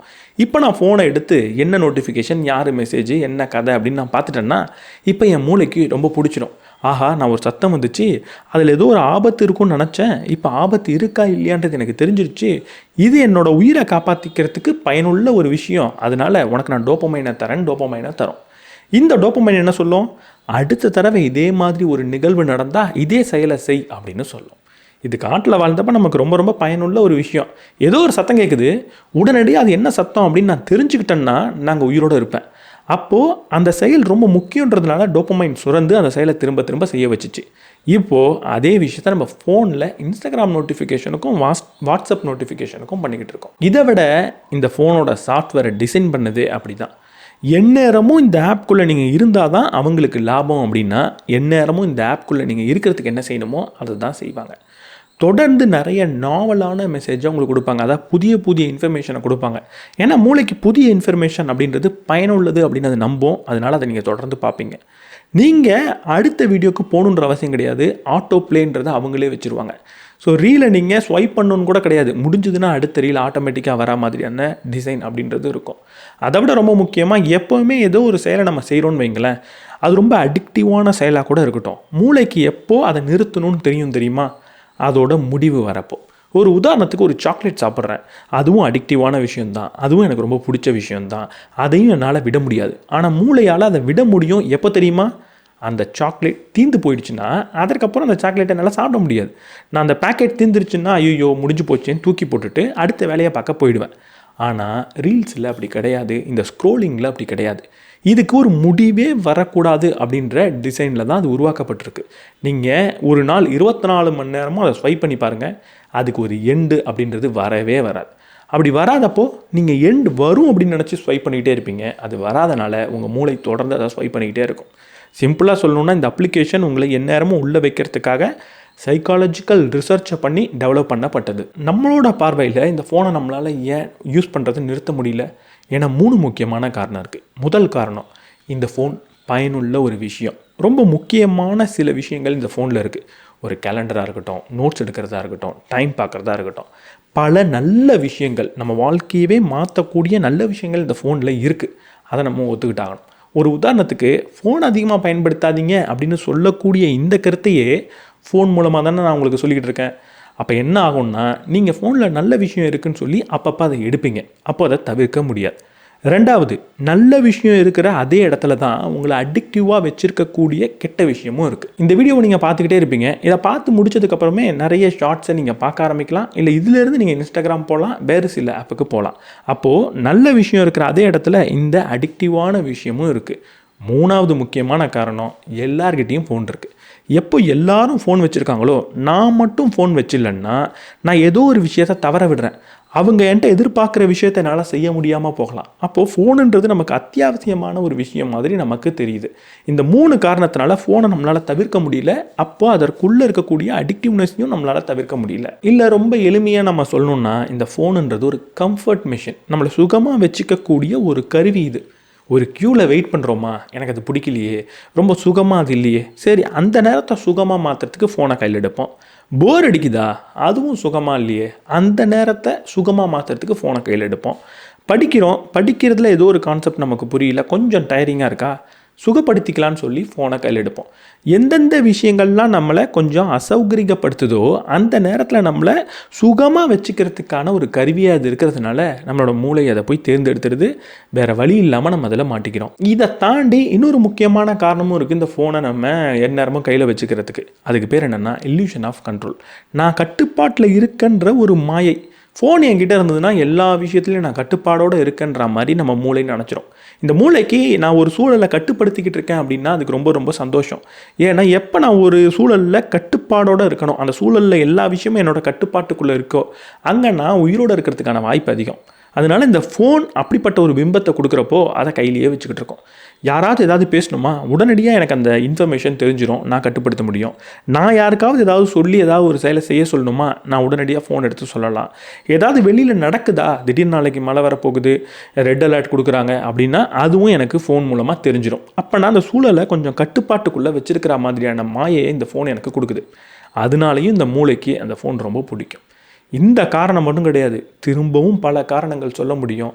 ஆயிரக்கணக்கான காரணங்கள் இருக்குது. ஆனால் ஒரே வரியில் சொல்லணும் அப்படின்னா, இந்த ஃபோனோட டிசைனே எந்நேரமும் நீங்கள் அதை பயன்படுத்தணும் அப்படின்றதுக்காக உருவாக்கப்பட்டது தான். இங்கே நான் ஃபோன் அப்படின்னு சொல்கிற எல்லாமே இந்த ஃபோனுக்குள்ளே இருக்கக்கூடிய சோஷியல் மீடியாவை குறி வச்சு தான் அப்படின்றத நீங்கள் புரிஞ்சுக்கணும். நான் ஏன்னா இதற்கப்புறம் சோஷியல் மீடியான்னு சொல்ல மாட்டேன், ஃபோன்னு சொன்னாலே சோஷியல் மீடியாவை தான் சொல்கிறேன். அப்போ இந்த ஃபோனோட டிசைனே எந்நேரமும் நீங்கள் அங்கே இருக்கணும் அப்படின்றதுக்காக தான். அப்படி நீங்கள் இருந்தால் தான் அவங்களால லாபம் சம்பாதிக்க முடியும். அப்போ நீங்கள் அதில் இருக்கிறதுக்கு கோடியாக பணத்தை செலவழித்து நிறைய ஆராய்ச்சி பண்ணி சைக்காலஜிக்கலாக உங்களை உள்ளே வச்சுக்கிட்டே இருப்பாங்க. தொடர்ந்து ஃபோன் அதிகமாக பயன்படுத்தக்கூடிய நபர்களுக்கு என்ன மாதிரி பிரச்சனை வரும் அப்படின்னு ஒரு ஆராய்ச்சி பண்ணுறாங்க. அந்த ஆராய்ச்சியோட ரிசல்ட் ரொம்ப ரொம்ப அதிர்ச்சிகரமாக இருக்குது. அதை நான் குயிக்காக சொல்கிறேன். முதல்ல டிஜிட்டல் ஃபாக் அப்படின்னு ஒரு கான்செப்டை சொல்கிறாங்க. நம்ம எல்லாருக்கும் மென்டல் ஃபாக் அப்படின்னு தெரியும். அதாவது ஒழுங்காக சிந்திக்க முடியல, ஏதோ ஒரு மென்டலி டயர்டாக இருக்குது அப்படின்னு நம்ம சொல்லியிருப்போம். இது எப்போ நடக்கும்னா, சில சமயம் ஒழுங்காக தூங்கலைன்னா நடக்கும், சில சமயம் ஒழுங்காக தண்ணி குடிக்கல, எந்த ஒரு ஃபிசிக்கல் ஆக்டிவிட்டியும் இல்லைன்னா அப்போ நடக்கும். இல்லை ரொம்ப அதிகமாக நம்ம மூளையை போட்டு பயன்படுத்தி கசக்கி பிழிஞ்சிருந்தோன்னா கொஞ்சம் நேரத்துக்கு அது அப்படி இருக்கலாம். ஆனால் இப்போது டிஜிட்டல் ஃபாக் அப்படின்னு ஒரு கான்செப்டை சொல்கிறாங்க. நீங்கள் ஒன்றுமே பண்ண வேணாம், ரொம்ப ஹெல்த்தியாக இருக்கீங்க, அதே நேரத்தில் நீங்கள் மூளையை ரொம்ப கசக்கியும் புளியல, ரொம்ப ஃப்ரெஷ்ஷாக இருக்கிற நேரம். அப்போ தொடர்ந்து நீங்கள் ஃபோனை பயன்படுத்தினீங்கன்னா அதற்கப்புறம் கொஞ்சம் நேரத்துக்கு உங்களால் சிந்திக்க முடியாது அப்படின்னு சொல்கிறாங்க. ஏதோ நிறைய படித்து மூளையை ரொம்ப கசக்கி புளிஞ்சா எப்படி இருக்குமோ அப்படி உங்களுக்கு இருக்கும் அப்படின்னு சொல்கிறாங்க. கவன குறைபாடு ஏற்படுதுன்னு சொல்கிறாங்க. அதை நான் ஏற்கனவே சொல்லியிருந்தேன். ஆனால் இங்கே முக்கியமாக கவனிக்க வேண்டிய ஒரு விஷயம் என்னென்னா, ஒவ்வொரு மனிதனும் சராசரியாக ஒவ்வொரு நாளும் 100க்கும் அதிகமான நேரத்தில் அவனோட வேலையை அவன் ஸ்விட்ச் பண்ணுறான்னு சொல்கிறாங்க. முன்னெல்லாம் இப்படிப்பட்ட ஸ்விட்ச் நடக்கிறது கிடையாது அப்படின்னு சொல்கிறாங்க. நான் ஒரு வேலை பார்த்துக்கிட்டு இருக்கேன், எப்போ அந்த வேலையிலேருந்து இன்னொரு வேலைக்கு போவேன், ஒன்று அந்த வேலையை முடிக்கணும், இல்லை ஏதாவது ஒரு நபர் வந்து என்னை டிஸ்டர்ப் பண்ணணும். இப்படி இருந்த காலத்தில் இப்போது தொடர்ந்து நோட்டிஃபிகேஷன் வரதுனால ஒவ்வொரு நாளும் குறைஞ்சபட்சம் 100 தடவையாவது நம்ம செஞ்சுக்கிட்டு இருக்க வேலையிலேருந்து டிஸ்ட்ராக்ட் ஆகி வேறு ஒரு வேலைக்கு போகிறோமா. மனித மூளை மல்டி டாஸ்க் பண்ணுறதுக்காக உருவாக்கப்பட்டது கிடையாது. அப்போ இத்தனை தடவை நீங்கள் வேலையை ஸ்விட்ச் பண்ணீங்க அப்படின்னா நீங்கள் செய்யக்கூடிய வேலையோட குவாலிட்டின்றது குறையும். படிக்கிறதா இருக்கட்டும், இல்லை வீட்டு வேலை செய்கிறதா இருக்கட்டும், ஒரு ஆஃபீஸ் ஒர்க் பண்ணுறதா இருக்கட்டும், எது செஞ்சாலும் அதுலேருந்து ஒரு திருப்தி கிடைக்காது, அதை முழுமையாக முடித்த உணர்வு கிடைக்காது, அந்த வேலையும் முழுமையாக முடிக்கப்பட்டிருக்கவே இருக்காது. அடுத்து ஃபோனை பயன்படுத்தக்கூடிய நபர்கள் இருக்கும் இடத்துல வாழ்கிறது கிடையாதுன்னு சொல்கிறாங்க. இந்த மூளை எப்போ ரொம்ப ஆரோக்கியமாக இருக்கும்னு நினைக்கிறீங்க? நான் எந்த இடத்துல இருக்கணும் அங்கே வாழ்ந்தால் மட்டும்தான் இந்த மூளை ஆரோக்கியமாக இருக்கும். ஒரு குழந்தையை எடுத்துக்கோங்க, அது கையில் ஒரு பந்து எடுத்து விளையாடுதுன்னா அந்த பந்தை கையில் வச்சுக்கிட்டு வேறு ஏதோ அது சிந்திக்காது. பந்தை கையில் எடுத்தோன்னா இது என்ன ஒரு புதுசாக இருக்குது அப்படின்னு அந்த பந்து மேலே தான் அது சிந்தனையை செலுத்தும். அப்போ தான் அந்த பந்தை பற்றின பல விஷயங்களை அது புரிஞ்சுக்குது, அதோட மூளையும் ஆரோக்கியமாக மாறுது. நடக்கும்போது ஏதோ ஒரு விஷயத்தை நினைக்காது, நடக்கும்போது ஒவ்வொரு அடியும் கவனித்து நடக்க செய்யும். அதனால தான் மூளை ஆரோக்கியமாக அங்கேருந்து வளர செய்யுது. இன்றைக்கி நம்ம நடக்கும் போதோ மற்ற வேலை செய்யும் போதோ என்ன செஞ்சுக்கிட்டு இருக்கோம் அப்படின்னு யோசிச்சு பாருங்கள். நடக்கும்போது நான் ஏதோ ஒரு சிந்தனையில் இருந்தால் பரவாயில்ல, ஆனால் நடக்கும்போது சிந்திக்கிறதையும் விட்டுட்டு என்னோடய ஃபோனை நோண்ட ஆரம்பிச்சிடுறேன். ஏதோ ஒரு பாட்டு கேட்குறேன், இளையராஜா தாயா அப்படின்னு பாட்டை கேட்டுக்கிட்டே நான் நடந்து போகிறேன். சரி, பாட்டையாவது நான் முழுமையாக கவனத்தோடு கேட்குறேனான்னு பார்த்தா பாட்டு கேட்டுக்கிட்டு இருக்கும் போதே ஃபோன் எடுத்து போஸ்டெல்லாம் ஸ்க்ரோல் பண்ணுறேன். இவன் ஏன் இப்படிப்பட்ட போஸ்ட் போட்டிருக்கான், கொஞ்சம் நல்லா இருப்பானே அப்படின்னு அதை யோசிக்கிறேன். சரி, ஸ்க்ரோலாவது ஒழுங்காக பண்ணுறானான்னு பார்த்தா பாதி ஸ்க்ரோல் பண்ணும்போதே பக்கத்தில் இருக்கிறவன்ட்ட பேசுகிறேன். இப்படி நான் ஒரு வேலையில் இருக்கிறது கிடையாது, ஒரு இடத்துல வாழ்கிறது கிடையாது. இப்படி நான் இருக்கிறது ஒரு இடம், வாழ்கிறது ஒரு இடம் அப்படின்னு இருந்ததுன்னா முதல்ல என்னோடய வாழ்க்கையோட எமோஷனல் ஸ்டெபிலிட்டின்றது குறையும். என்னால் எமோஷ்னலாக ஒருத்தவங்க கூட கனெக்ட் பண்ண முடியாது. என்னோடய ரிலேஷன்ஷிப் அப்படின்றது பாதிக்கப்படும். ஏன்னா ஒருத்தவங்க கூட இருக்கும்போது அவங்க கூட பேசி அவங்க கூட பழகணுமே தவிர அவங்க கூட பேசிக்கிட்டே இருக்கும்போது நான் ஃபோன் பார்க்குறது, அவங்க கூட சேர்ந்து நடந்து போகிற இடத்துல பாட்டு கேட்குறதுன்னு நடந்ததுன்னா எமோஷ்னலி அங்கே நான் அவைலபிளாக இருக்க மாட்டேன். ரொம்ப முக்கியமாக ஒரு வேலையை என்னால் முழுமையாக செய்ய முடியாது. ஒரு வேலையை செஞ்சு முடிக்கிறதுன்றது கொஞ்சம் கடினமான விஷயந்தான். ஆனால் இன்றைக்கி இது நடைமுறையிலே சாத்தியமில்லாத விஷயமா முடிஞ்சிருச்சு. ஒரு வேலையை நான் ஆரம்பிக்கிறேன், முடிக்கிறதுக்குள்ளே நான் டிஸ்ட்ராக்டே ஆகாமல் இருக்கணும் அப்படின்னா ரொம்ப ரொம்ப கடினமான விஷயமா மாறிடுச்சு. அதை விட ரியல் டைம் அவேர்னஸ் அப்படின்றது நமக்கு இருக்கிறது கிடையாது. இப்போ நமக்கு சுற்றி என்ன நடந்துக்கிட்டு இருக்குது அப்படின்றத கவனத்தோடு நம்மளால் கவனிக்க முடிகிறதே கிடையாது, நம்ம கவனிக்கிறதும் கிடையாது. நான் ஒரு இடத்துல நடந்து போயிட்டு இருக்கேன்னா என்னை சுற்றி என்ன நடக்குது? ஓகே, அங்கே ஒருத்தவங்க பழம் பறிச்சுக்கிட்டு இருக்காங்க, இங்கே ஒருத்தவங்க ஒரு வேலை செஞ்சுக்கிட்டு இருக்காங்க, அங்கே ஒரு தூரத்தில் ஒரு வண்டி வந்துக்கிட்டு இருக்குது அப்படின்றத நான் கவனிக்கிறது கிடையாது. ஏதோ ஒரு சிந்தனையில் அந்த மொத்த பயணத்தையும் நான் பண்ணி முடிச்சிடுறேன். வீட்டுக்கு வந்ததுக்கப்புறம் யோசிச்சு பார்த்தா என்ன நடந்தது, வர வழியில் என்னென்னலாம் பார்த்தீங்கன்னு கேட்டால் நான் என்ன பார்த்துருப்பேன்? இன்ஸ்டாகிராமில் போஸ்ட்டை பார்த்தேன்னு சொல்கிறேனே தவிர நான் நடந்து வந்த பாதையில் எதையுமே கவனிக்கிறது கிடையாது. அப்படி நான் செய்யக்கூடிய சின்ன சின்ன செயல்களில் என்ன நடந்ததுன்னே தெரியாமல் என் வேலையை செஞ்சு முடிச்சுக்கிட்டே வந்தேன்னா நான் உண்மையாக வாழ்கிறதே கிடையாது அப்படின்றது தான் அர்த்தம். இந்த ஃபோன் இவ்வளவு பிரச்சனையை கொடுக்குதுன்றதெல்லாம் தெரிஞ்சிருச்சு. இப்போது இந்த ஃபோன்லேருந்து நான் தப்பிக்கிறது எப்படி? நான் உண்மையாக இந்த ஃபோனுக்கு எனக்கும் ஒரு பிரேக்கப்பை கொடுக்கறது எப்படி அப்படின்னு கேட்டிங்கன்னா இதுக்கு சில ஸ்டெப் இருக்குது. முதல் ஸ்டெப் என்னென்னா, நீங்கள் முதல்ல ஃபோன் உங்களுக்கு பிரச்சனையா இல்லையான்றதை கண்டுபிடிக்கணும். பொதுவாக ஜென்ரலைஸாக ஃபோனுனாலே பிரச்சனை தாங்க அப்படின்லாம் டேர்ம் பண்ணிட முடியாது. ஃபோன் உண்மையாக உங்களுக்கு பிரச்சனையாக இருக்கா இல்லையா அப்படின்றத கண்டுபிடிக்கணும். எப்படி கண்டுபிடிக்கலாம்? சில விஷயங்கள் சொல்கிறேன், அதை நீங்கள் உங்களுக்கு நீங்களே கேட்டு பாருங்கள், செஞ்சு பாருங்கள். ஃபோன் இல்லாமல் நீங்கள் உட்காந்துருந்தீங்கன்னா உங்களுக்கு எப்படி ஃபீல் ஆகுது? ஏதோ ஒரு விஷயத்தை இழந்தா மாதிரி இருக்கா? ஒரு ஸ்ட்ரெஸ்ஃபுல்லாக இருக்கா? ஒரு ஆன்சைட்டி, ஒரு பதட்டம் வருதா? ஐயோ ஃபோன் பக்கத்தில் இல்லையேன்னு தோணுதா? அப்படி தோணுனா அது பிரச்சனை. காலைல எந்திரிச்ச உடனே ஃபோனை பார்க்காம உங்களால் இருக்கவே முடியாதா? அலாம் ஃபோனில் வைக்கிறீங்கன்னா அது வேறு கதை. ஆனால் ஆஃப் பண்ணிவிட்டு அதுக்கப்புறம் ஒரு மணி நேரத்துக்கு ஃபோனை கையில் எடுக்காமல் உங்களால் இருக்கவே முடியலையா? ஃபோனுக்குள்ளே எதுக்காகலாம் உள்ளே போகிறீங்க? காரணமே இல்லாமல் ஃபோனுக்குள்ளே போகிறீங்களா? பொதுவாக ஃபோனுக்குள்ளே போகிறதுக்கு ஒரு காரணம் இருக்கணும். பேங்க் பேலன்ஸ் பார்க்க போகிறேன், இல்லை யாருக்கும் ஒரு மணி ட்ரான்ஸ்ஃபர் பண்ண போகிறேன், இல்லை மேப் யூஸ் பண்ண போகிறேன்னு ஏதோ ஒரு காரணம் இருந்தால் பரவாயில்ல. எந்த காரணமும் இல்லாமல் எப்போயாவது ஃபோனை கையில் எடுத்து உள்ள சோஷியல் மீடியாக்குள்ளே போகிறீங்களா? ஃபோனில் ஒரு சோஷியல் மீடியாக்குள்ளே போயிருக்கீங்க, இப்போது அந்த சோஷியல் மீடியா போர் அடிக்குது, என்ன செய்வீங்க? உடனடியாக இன்ஸ்டாகிராம்லேருந்து வாட்ஸ்அப்புக்கும், வாட்ஸ்அப்லேருந்து ஒரு யூடியூபுக்கும், அங்கேருந்து வேறு ஒரு ஆப்புக்கும் இப்படி ஸ்விட்ச் ஆகிட்டே இருக்கீங்களா? ஃபோனுக்குள்ளேயே வேறு ஆப்புக்குள்ளே தேடி தேடி போயிட்டுருக்கீங்களா? இப்படி போனீங்கனாலும் அது பிரச்சனை. ஃபோனை பயன்படுத்தும் போது நேரம் போகிறதே தெரியல அப்படின்னு உங்களுக்கு தோணியிருக்கா? ஒரு நிமிஷம் யூஸ் பண்ணலாம், 5 நிமிஷம் யூஸ் பண்ணலான்னு 20 நிமிஷம், ஒரு அரை மணி நேரம் நீங்கள் ஃபோன் யூஸ் பண்ணுறீங்களா? இல்லை இந்த ஃபோனை யூஸ் பண்ணி முடிச்சதுக்கப்புறம் அப்படியே ஒரு டயர்டாக இருக்கா? ஏதோ பெரிய வேலையை செஞ்சு முடித்த மாதிரி மென்டலி டயர்டாக ஃபீல் பண்ணுறீங்களா? இப்படிலாம் நடந்துச்சுன்னா ஃபோன் உங்களுக்கு பிரச்சனை. அடுத்து நீங்கள் உங்களோட யூசேஜ் பேட்டர்னை கவனிக்கணும். அதாவது ஃபோனை நான் எந்த வகையில் பயன்படுத்திக்கிட்டு இருக்கேன் அப்படின்றத கண்டுபிடிக்கணும். ஃபோனை எந்த ஆப்புக்காக நான் யூஸ் பண்ணுறேன் அதிகமாக அப்படின்றத கவனிங்க. ஃபோன்லேயே டிஜிட்டல் வெல்பீயிங் அப்படின்ற ஆப் இருக்குது. அந்த ஆப் இருக்கணும்னு கூட அவசியம் கிடையாது. நீங்களாவே கொஞ்சம் கான்ஷியஸாகவும் ட்ராக் பண்ணலாம், ஒரு நோட்டில் கூட எழுதலாம். எந்த ஆப்பை நான் அதிகமாக பயன்படுத்துகிறேன் அப்படின்னு பாருங்கள். முக்கியமாக அது சோஷியல் மீடியாவாக இருந்தால் அங்கே பிரச்சனை. ஒரு நாளைக்கு எத்தனை தடவை நான் ஃபோனை எடுக்கிறேன் அப்படின்னு பாருங்கள். ஃபோனை எடுக்கிறதுக்கு எந்த எமோஷன் காரணமாக இருக்குது அப்படின்றத கவனிங்க. ஒரு ஃபோனை காரணமே இல்லாமல் எடுக்கிறேன்னா, போர் அடிக்கிறதுனால எடுக்கிறேன்னா, தனிமையில் இருக்கிறதுனால எடுக்கிறேன்னா, சோகமாக இருக்கிறதுனால எடுக்கிறேன்னா, இல்லை வேலை அதிகமாக இருக்குது அதுலேருந்து தப்பிக்கணுன்றதுக்காக எடுக்கிறேன்னா, இப்படி எந்த காரணத்துக்காக ஃபோனை எடுக்கிறேன் அப்படின்றத ட்ராக் பண்ணுங்கள். ஒரு தடவை ஃபோன் எடுத்தால் எத்தனை நிமிடம் பயன்படுத்துகிறேன் அப்படின்றதையும் ட்ராக் பண்ணுங்கள். அடுத்து நீங்கள் கண்டுபிடிக்க வேண்டிய முக்கியமான விஷயம், ஃபோனை யூஸ்ஃபுல்லாக நீங்கள் பயன்படுத்துகிறீங்களா இல்லை அடிக்டிவாக பயன்படுத்துகிறீங்களா அப்படின்றது தான். பயனுள்ள வகையில் நீங்கள் பயன்படுத்துகிறீங்களா இல்லையான்றதை கண்டுபிடிக்கணும். ஃபோன் அப்படின்னாலே மோசம் கிடையாது. பயனுள்ள வகையில் நீங்கள் பயன்படுத்துகிறீங்களா அப்படின்றத ட்ராக் பண்ணுங்கள்.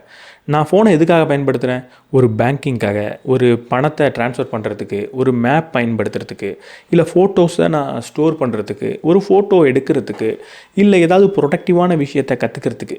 இப்படி நல்ல விஷயத்துக்கு பயன்படுத்துகிறீங்கன்னா அங்கே ஃபோன் பிரச்சனை அப்படின்றது கிடையாது. எங்கே நீங்கள் சோஷியல் மீடியாவை அதிகமாக பயன்படுத்துகிறீங்க, காரணமே இல்லாமல் பயன்படுத்துகிறீங்க அப்படின்றத ட்ராக் பண்ணுங்கள். முக்கியமாக முன்ன சொன்ன மாதிரி இந்த காரணமே இல்லாமல் பயன்படுத்துறதுக்கு என்னெல்லாம் காரணம், எதெல்லாம் உங்களுக்கு ட்ரிகர் பண்ணுறதுன்றதையும் நோட் பண்ணிக்கிட்டே வாங்க. சில சமயம் எமோஷனல் ட்ரிகராக இருக்கலாம், சில சமயம் ஒரு ஃபிசிக்கல் ட்ரிகராக இருக்கலாம், ஒரு உதாரணத்துக்கு ஒரு நோட்டிஃபிகேஷன் வந்திருக்கலாம். இந்த மாதிரி எதனாலலாம் நீங்கள் தேவையில்லாமல் தவறான வழியில் ஃபோனை பயன்படுத்துகிறீங்கன்றதை ட்ராக் பண்ணுங்கள். அடுத்து நீங்கள் உங்களை நீங்களே நியாயமாக ஒரு கேள்வியை கேட்டுக்கணும். இந்த ஃபோனை பயன்படுத்துறதுனால நான் எதை இழக்கிறேன் அப்படின்றத கேளுங்க. இந்த ஃபோனை பயன்படுத்தாமல் வச்சா நான் எதெல்லாம் அடைவேன் அப்படின்றத கேளுங்க. அடிக்கடி ஃபோன் எடுத்து பார்க்காம இருந்தால் என்னோட ஒரு நாள் எப்படி இருக்கும் அப்படின்றத கேளுங்க. இப்படி ஃபோனை அடிக்கடி எடுத்து பார்க்கறதுனால, தொடர்ந்து டிஸ்ட்ராக்ட் ஆகிறதுனால என்னோட வாழ்க்கையில் யாரெல்லாம் பாதிப்பை அடைகிறாங்க அப்படின்ற கேள்வியை கேளுங்க. இதை புரிஞ்சுக்கிட்டதுக்கப்புறம் தான் உங்களுக்கு ஒரு மோட்டிவேஷன் கிடைக்கும், என் ஃபோனை நான் தூரமாக வைக்கணும்னு. ரொம்ப முக்கியமாக இந்த டிஜிட்டல் டீடாக்ஸை பண்ணணும். எப்படி பண்ணலாம்? முதல்ல தேவையில்லாத அப்ளிகேஷனோட நோட்டிஃபிகேஷனை விட்டுருங்க. அடுத்து இந்த தேவையில்லாத சோஷியல் மீடியா அப்ளிகேஷனை உங்களோட ஹோம் ஸ்க்ரீனில் வெளியவே வைக்காதீங்க. அது ஒவ்வொரு தடவை தேவைனாலும் நீங்கள் ட்ரா பண்ணி தேடி கண்டுபிடிச்சி தான் உள்ளே போகிற மாதிரி வச்சுக்கோங்க. ஹோம் ஸ்க்ரீன்லேயே ஷார்ட்கட்ஸ் வைக்காதீங்க. இன்னும் ஒரு அட்வைஸ் சொல்லணுன்னா, உங்கள் ஃபோனை பிளாக் அண்ட் ஒயிட்டாக மாற்றிடுங்க. செட்டிங்கில் போனீங்கன்னா உங்களோட ஃபோனை கிரே ஸ்கேலில் வைக்க முடியும், பிளாக் அண்ட் ஒயிட்டாக மாற்ற முடியும். அப்படி நீங்கள் மாற்றிடுங்க. அப்படி மாற்றிட்டிங்கன்னா தேவையில்லாத கண்டென்ட்டை கன்சியூம் பண்ணும்போது அது கொஞ்சம் ரொம்ப சாட்டிஸ்ஃபைங்காக இருக்காது, நீங்களாகவே வெளியே வருவீங்க. உங்கள் வாழ்க்கையில் ஃபோன் அனுமதி இல்லாத இடங்களை உருவாக்குங்க. வேலை செய்கிற டெஸ்கில் ஃபோன் இருக்கக்கூடாது, தூங்குகிற பெட்ரூமில் ஃபோன் இருக்கக்கூடாது, பாத்ரூம்குள்ளே ஃபோன் இருக்கக்கூடாதுன்னு இப்படிப்பட்ட ஒரு அறைகளை உருவாக்குங்க. அதுக்காக சில ரூல்ஸை போடுங்க. இந்தந்த இடத்துல தான் ஃபோன் அலவுட், இந்தந்த இடத்துல ஃபோன் கிடையாது அப்படின்ற ரூல்ஸை போடுங்க. அதே மாதிரி இந்தந்த நேரத்தில் தான் ஃபோன் அலவுட், இந்தந்த நேரத்தில் ஃபோன் அலவுட் கிடையாதுன்ற ரூல்ஸை போடுங்க. காலைல எந்திரிச்ச உடனே முதல் 2 மணி நேரத்துக்கு ஃபோன் அலவுட் கிடையாது அப்படின்ற ரூல்ஸை போட்டுக்கோங்க. நைட்டு தூங்குறதுக்கு 2 மணி நேரத்துக்கு முன்னாடி சோஷியல் மீடியாக்குள்ளே போகக்கூடாதுன்ற ரூல்ஸை போட்டுக்கோங்க. இப்படி உங்களுக்கான ரூல்ஸை நீங்கள் போட்டுக்கோங்க. ஃபோனுக்குள்ளேயும் செட்டிங்ஸை மாற்றுங்க. இப்படி பண்ணும்போது மட்டும்தான் இந்த டிஜிட்டல் டிபெண்டன்சிலேருந்து உங்களால் கொஞ்சம் வெளியே வர முடியும். கடைசியாக நீங்கள் இந்த மாதிரி டிஜிட்டல் டிபெண்டன்சிலேருந்து வெளியே வரணும்னு முடிவு பண்ணிட்டா முதல்ல உங்களை நீங்கள் தயார்படுத்திக்கணும். இதுலேருந்து வெளியே வரப்போ எனக்கு ரொம்ப ஆங்ஸைட்டி வரும், ஸ்ட்ரெஸ் வரும், என்னால் ரொம்ப நிதானமாக இருக்க முடியாது, அது ஒரு அடிக்ஷன்லேருந்து வெளியே வர மாதிரி எனக்கு ஒரு ஃபீலிங் வரும். பொதுவாக அந்த குடிகாரங்களுக்கெல்லாம் திடீர்னு குடிக்கக்கூடாதுன்னு சொன்னால் எப்படி பிரச்சனை வருமோ அந்த மாதிரி உங்களுக்கு ஃபோனை விட்டாலும் பிரச்சனை வரும்ன்றத முன்னாடியே புரிஞ்சுக்கோங்க. அதற்கு நீங்கள் தயாராக இருங்க. இதை நீங்கள் புரிஞ்சுக்கிட்டிங்கன்னா அடுத்து இன்னும் சில மெத்தட்ஸை நம்ம புரிஞ்சுப்போம், எப்படி இந்த டிஜிட்டல் பிரேக்கப்பை பண்ணுறது அப்படின்னு. இந்த ஃபோனோட பிரேக்கப் பண்ணுறது அவ்வளோ ஈஸியான விஷயம் கிடையாது. அதை விட ரொம்ப முக்கியமாக இப்படி தான் நீங்கள் பிரேக்கப் பண்ணணும்னு நான் சில டிப்ஸை சொன்னேன்னா அது எல்லாருக்கும் பயனுள்ளதாக இருக்காது. முக்கியமாக அந்த டிப்ஸை நான் சொல்லவே கூடாது. ஏன்னா இப்போ ஒரு உதாரணத்துக்கு நாளிலேருந்து நான் ஃபோன் பயன்படுத்த மாட்டேன், என்கிட்ட ஃபோனே இருக்கக்கூடாதுன்னு நான் முடிவு எடுத்துட்டேன்னா அது நல்லதா? கண்டிப்பாக என்னால் ஒரு வீடியோ கூட அப்லோட் பண்ண முடியாது. என்னோடய கரியரில் ஒரு பகுதி இந்த மாதிரி டிஜிட்டலாக இருக்கிறதுனால என்னால் ஃபோனை முழுமையாக தூக்கி எறியவே முடியாது. அப்போது இங்கே ஒரு நபருக்கும் வேறு ஸ்ட்ராட்டஜி தான் பயன்படுத்தணும் அப்படின்றத முதல்ல புரிஞ்சுக்கோங்க. எல்லாராலையும் ஃபோன் இல்லாத ஒரு லைஃப்பை வாழ முடியாது. சில பேருக்கு அது பயனுள்ளதாக இருக்கும், ஒரு நடைமுறை சார்ந்ததாக இருக்கும், பல பேருக்கு அது அப்படி இருக்கவே இருக்காது. அப்போ இங்கே வேறு விதமான ஸ்ட்ராட்டஜிஸை நம்ம டெவலப் பண்ணோம். அப்போ நான் முதல்ல இந்த ஃபோனில் எந்த அளவுக்கு நான் டிபெண்ட்டாக இருக்கேன், இந்த ஃபோனை எந்த அளவுக்கு நான் சார்ந்திருக்கேன் அப்படின்றத புரிஞ்சுக்கணும். அதாவது இந்த ஃபோனில் எந்த அளவுக்கு நான் தவறாக சார்ந்திருக்கேன்றதை புரிஞ்சுக்கணும். முதல்ல ஓரளவுக்கு நான் ஃபோனில் தவறாக சார்ந்திருக்கேன். எப்படி சொல்லலான்னா, ஒரு நாளைக்கு நான் 1 மணி நேரம் ஃபோனில் சோஷியல் மீடியாவை ஸ்க்ரோல் பண்ணுறேன் அப்படின்னா நான் ரொம்பலாம் அடிக்ட் கிடையாது, ஓரளவுக்கு தான், ரொம்ப சாதாரண விஷயந்தான், ரொம்ப பெரிய பிரச்சனை கிடையாது. 2வது மாட்ரேட்டான அளவு. ஒரு 2 மணி நேரம் 3 மணி நேரம் நான் பயன்படுத்துகிறேன். சராசரி மனிதர்கள் மாதிரி நானும் ஒரு சோஷியல் மீடியாவை 2 மணி நேரம் 3 மணி நேரம் பயன்படுத்துகிறேன்னா அது ஒரு மாட்ரேட்டான அடிக்ஷன். இல்லை 3 மணி நேரத்துக்கு மேலே நான் சோஷியல் மீடியா பயன்படுத்துகிறேன், ஃபோன் எடுத்து பார்க்குறேன், எந்நேரமும் ஃபோன் என் கூடயே இருக்கணும்னு நான் நினைக்கிறேன், ஃபோன் பக்கத்துலேயே இல்லைன்னா எனக்கு ஒரு பதட்டம் வருது அப்படின்னா அது ஒரு சீரியஸான அடிக்ஷன். 4வது இதை விட பெருசு என்னென்னா, எமோஷ்னலாக நான் ஃபோன் கூட அட்டாச் ஆகிருக்கிறது. ஃபோன் இல்லைன்னா ஏதோ என்னோடய ஒரு பகுதியை நான் இழந்த மாதிரி உணர்றது, என் கூட இருக்கிற உறவுகளே இல்லாமல் போன மாதிரி நான் உணர்றது, ஒரு தனிமைப்படுத்தப்பட்ட மாதிரி நான் உணர்றது ஃபோன் இல்லைன்னா. இப்படி இருந்தால் நான் எமோஷ்னலி அது கூட ஒரு அடிக்ட் ஆகிட்டேன் அப்படின்னு அர்த்தம். இப்போ அந்த 4 வகைக்கும் வேறு ஸ்ட்ராட்டஜியை தான் நீங்கள் பயன்படுத்தணும். முதல்ல நான் ரொம்பலாம் அடிக்ட் கிடையாது, ஆனால் என்னோடய டைம் வேஸ்ட் ஆகிற மாதிரி உணர்றேன், ப்ரொடக்டிவாக ஏதாவது பண்ணலான்னு நினைக்கிறேன் அப்படி நீங்கள் நினச்சிங்கன்னா முதல்ல நீங்கள் செய்ய வேண்டியது உங்கள் ஃபோனை சிம்பிளிஃபை பண்ணணும். இதுக்கு முன்னாடி நான் சொன்ன மாதிரி தான், ஃபோன்லேயே போய் நீங்கள் நோட்டிஃபிகேஷனை ஆஃப் பண்ணி வச்சுக்கோங்க. ஹோம் ஸ்க்ரீனில் சோஷியல் மீடியாவை வைக்காதீங்க, தனியாக எடுத்து வச்சுருங்க. இல்லைன்னா ஃபோனை கிரே ஸ்கேல் பிளாக் அண்ட் ஒயிட்டாக மாற்றிடுங்க. நீங்கள் ஃபோனில் ரொம்ப நேரத்தை வீணடிக்க மாட்டீங்க, ப்ரொடக்டிவாக நீங்கள் இருக்கலாம். இப்போ நான் மாட்ரேட்டான அடிக்ஷனுக்குள்ளே வந்துட்டேன் அப்படின்னா உங்களோட ஃபோன் வேலை செய்கிறதுக்கு மட்டும்தான் அப்படின்றத புரிஞ்சுக்கோங்க.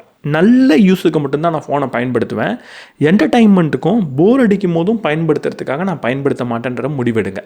இதை எப்படி செய்ய போகிறீங்க கொஞ்சம் யோசிச்சு பாருங்களேன். ஒரு 20 வருஷத்துக்கு முன்னாடிலாம் நம்மளும் என்டர்டைன்மெண்ட்லாம் அடைஞ்சிக்கிட்டு தான் இருந்தோம், வீட்டுக்குள்ளே இருந்துச்சு. அதுக்கு பேர் டிவி. நியூஸில் நிறைய இன்ஃபர்மேஷன் வரும், நிறைய சீரியல் போடுவாங்க, படம் போடுவாங்க, அதுவும் நம்ம நேரத்தை விரயம் பண்ணுறது தான். ஆனால் ஒரு முக்கியமான விஷயம் இருக்குது, டிவின்றது ஹாலில் இருக்கும். பெட்ரூம்லேருந்தே நான் டிவி பார்க்க முடியாது, டிவி பார்க்கணுன்னா ஹாலுக்கு வரணும். அதே மாதிரி டிவின்றது வீட்டுக்குள்ளே தான் இருக்கும், வீட்டுக்கு வந்தால் தான் இதெல்லாம் செய்ய முடியும். நான் ரோட்டில் பஸ்ஸுக்கு வெயிட் பண்ணும் போதெல்லாம் டிவி பார்க்க முடியாது, இல்லை பாத்ரூமில் உட்காந்துக்கிட்டு போர் அடிக்குதுன்னு டிவி பார்க்க முடியாது, நடந்து போயிட்டு இருக்கும் போது டிவி பார்க்க முடியாது, வீட்டுக்கு வந்து உட்காந்து டிவி பார்க்கணும்.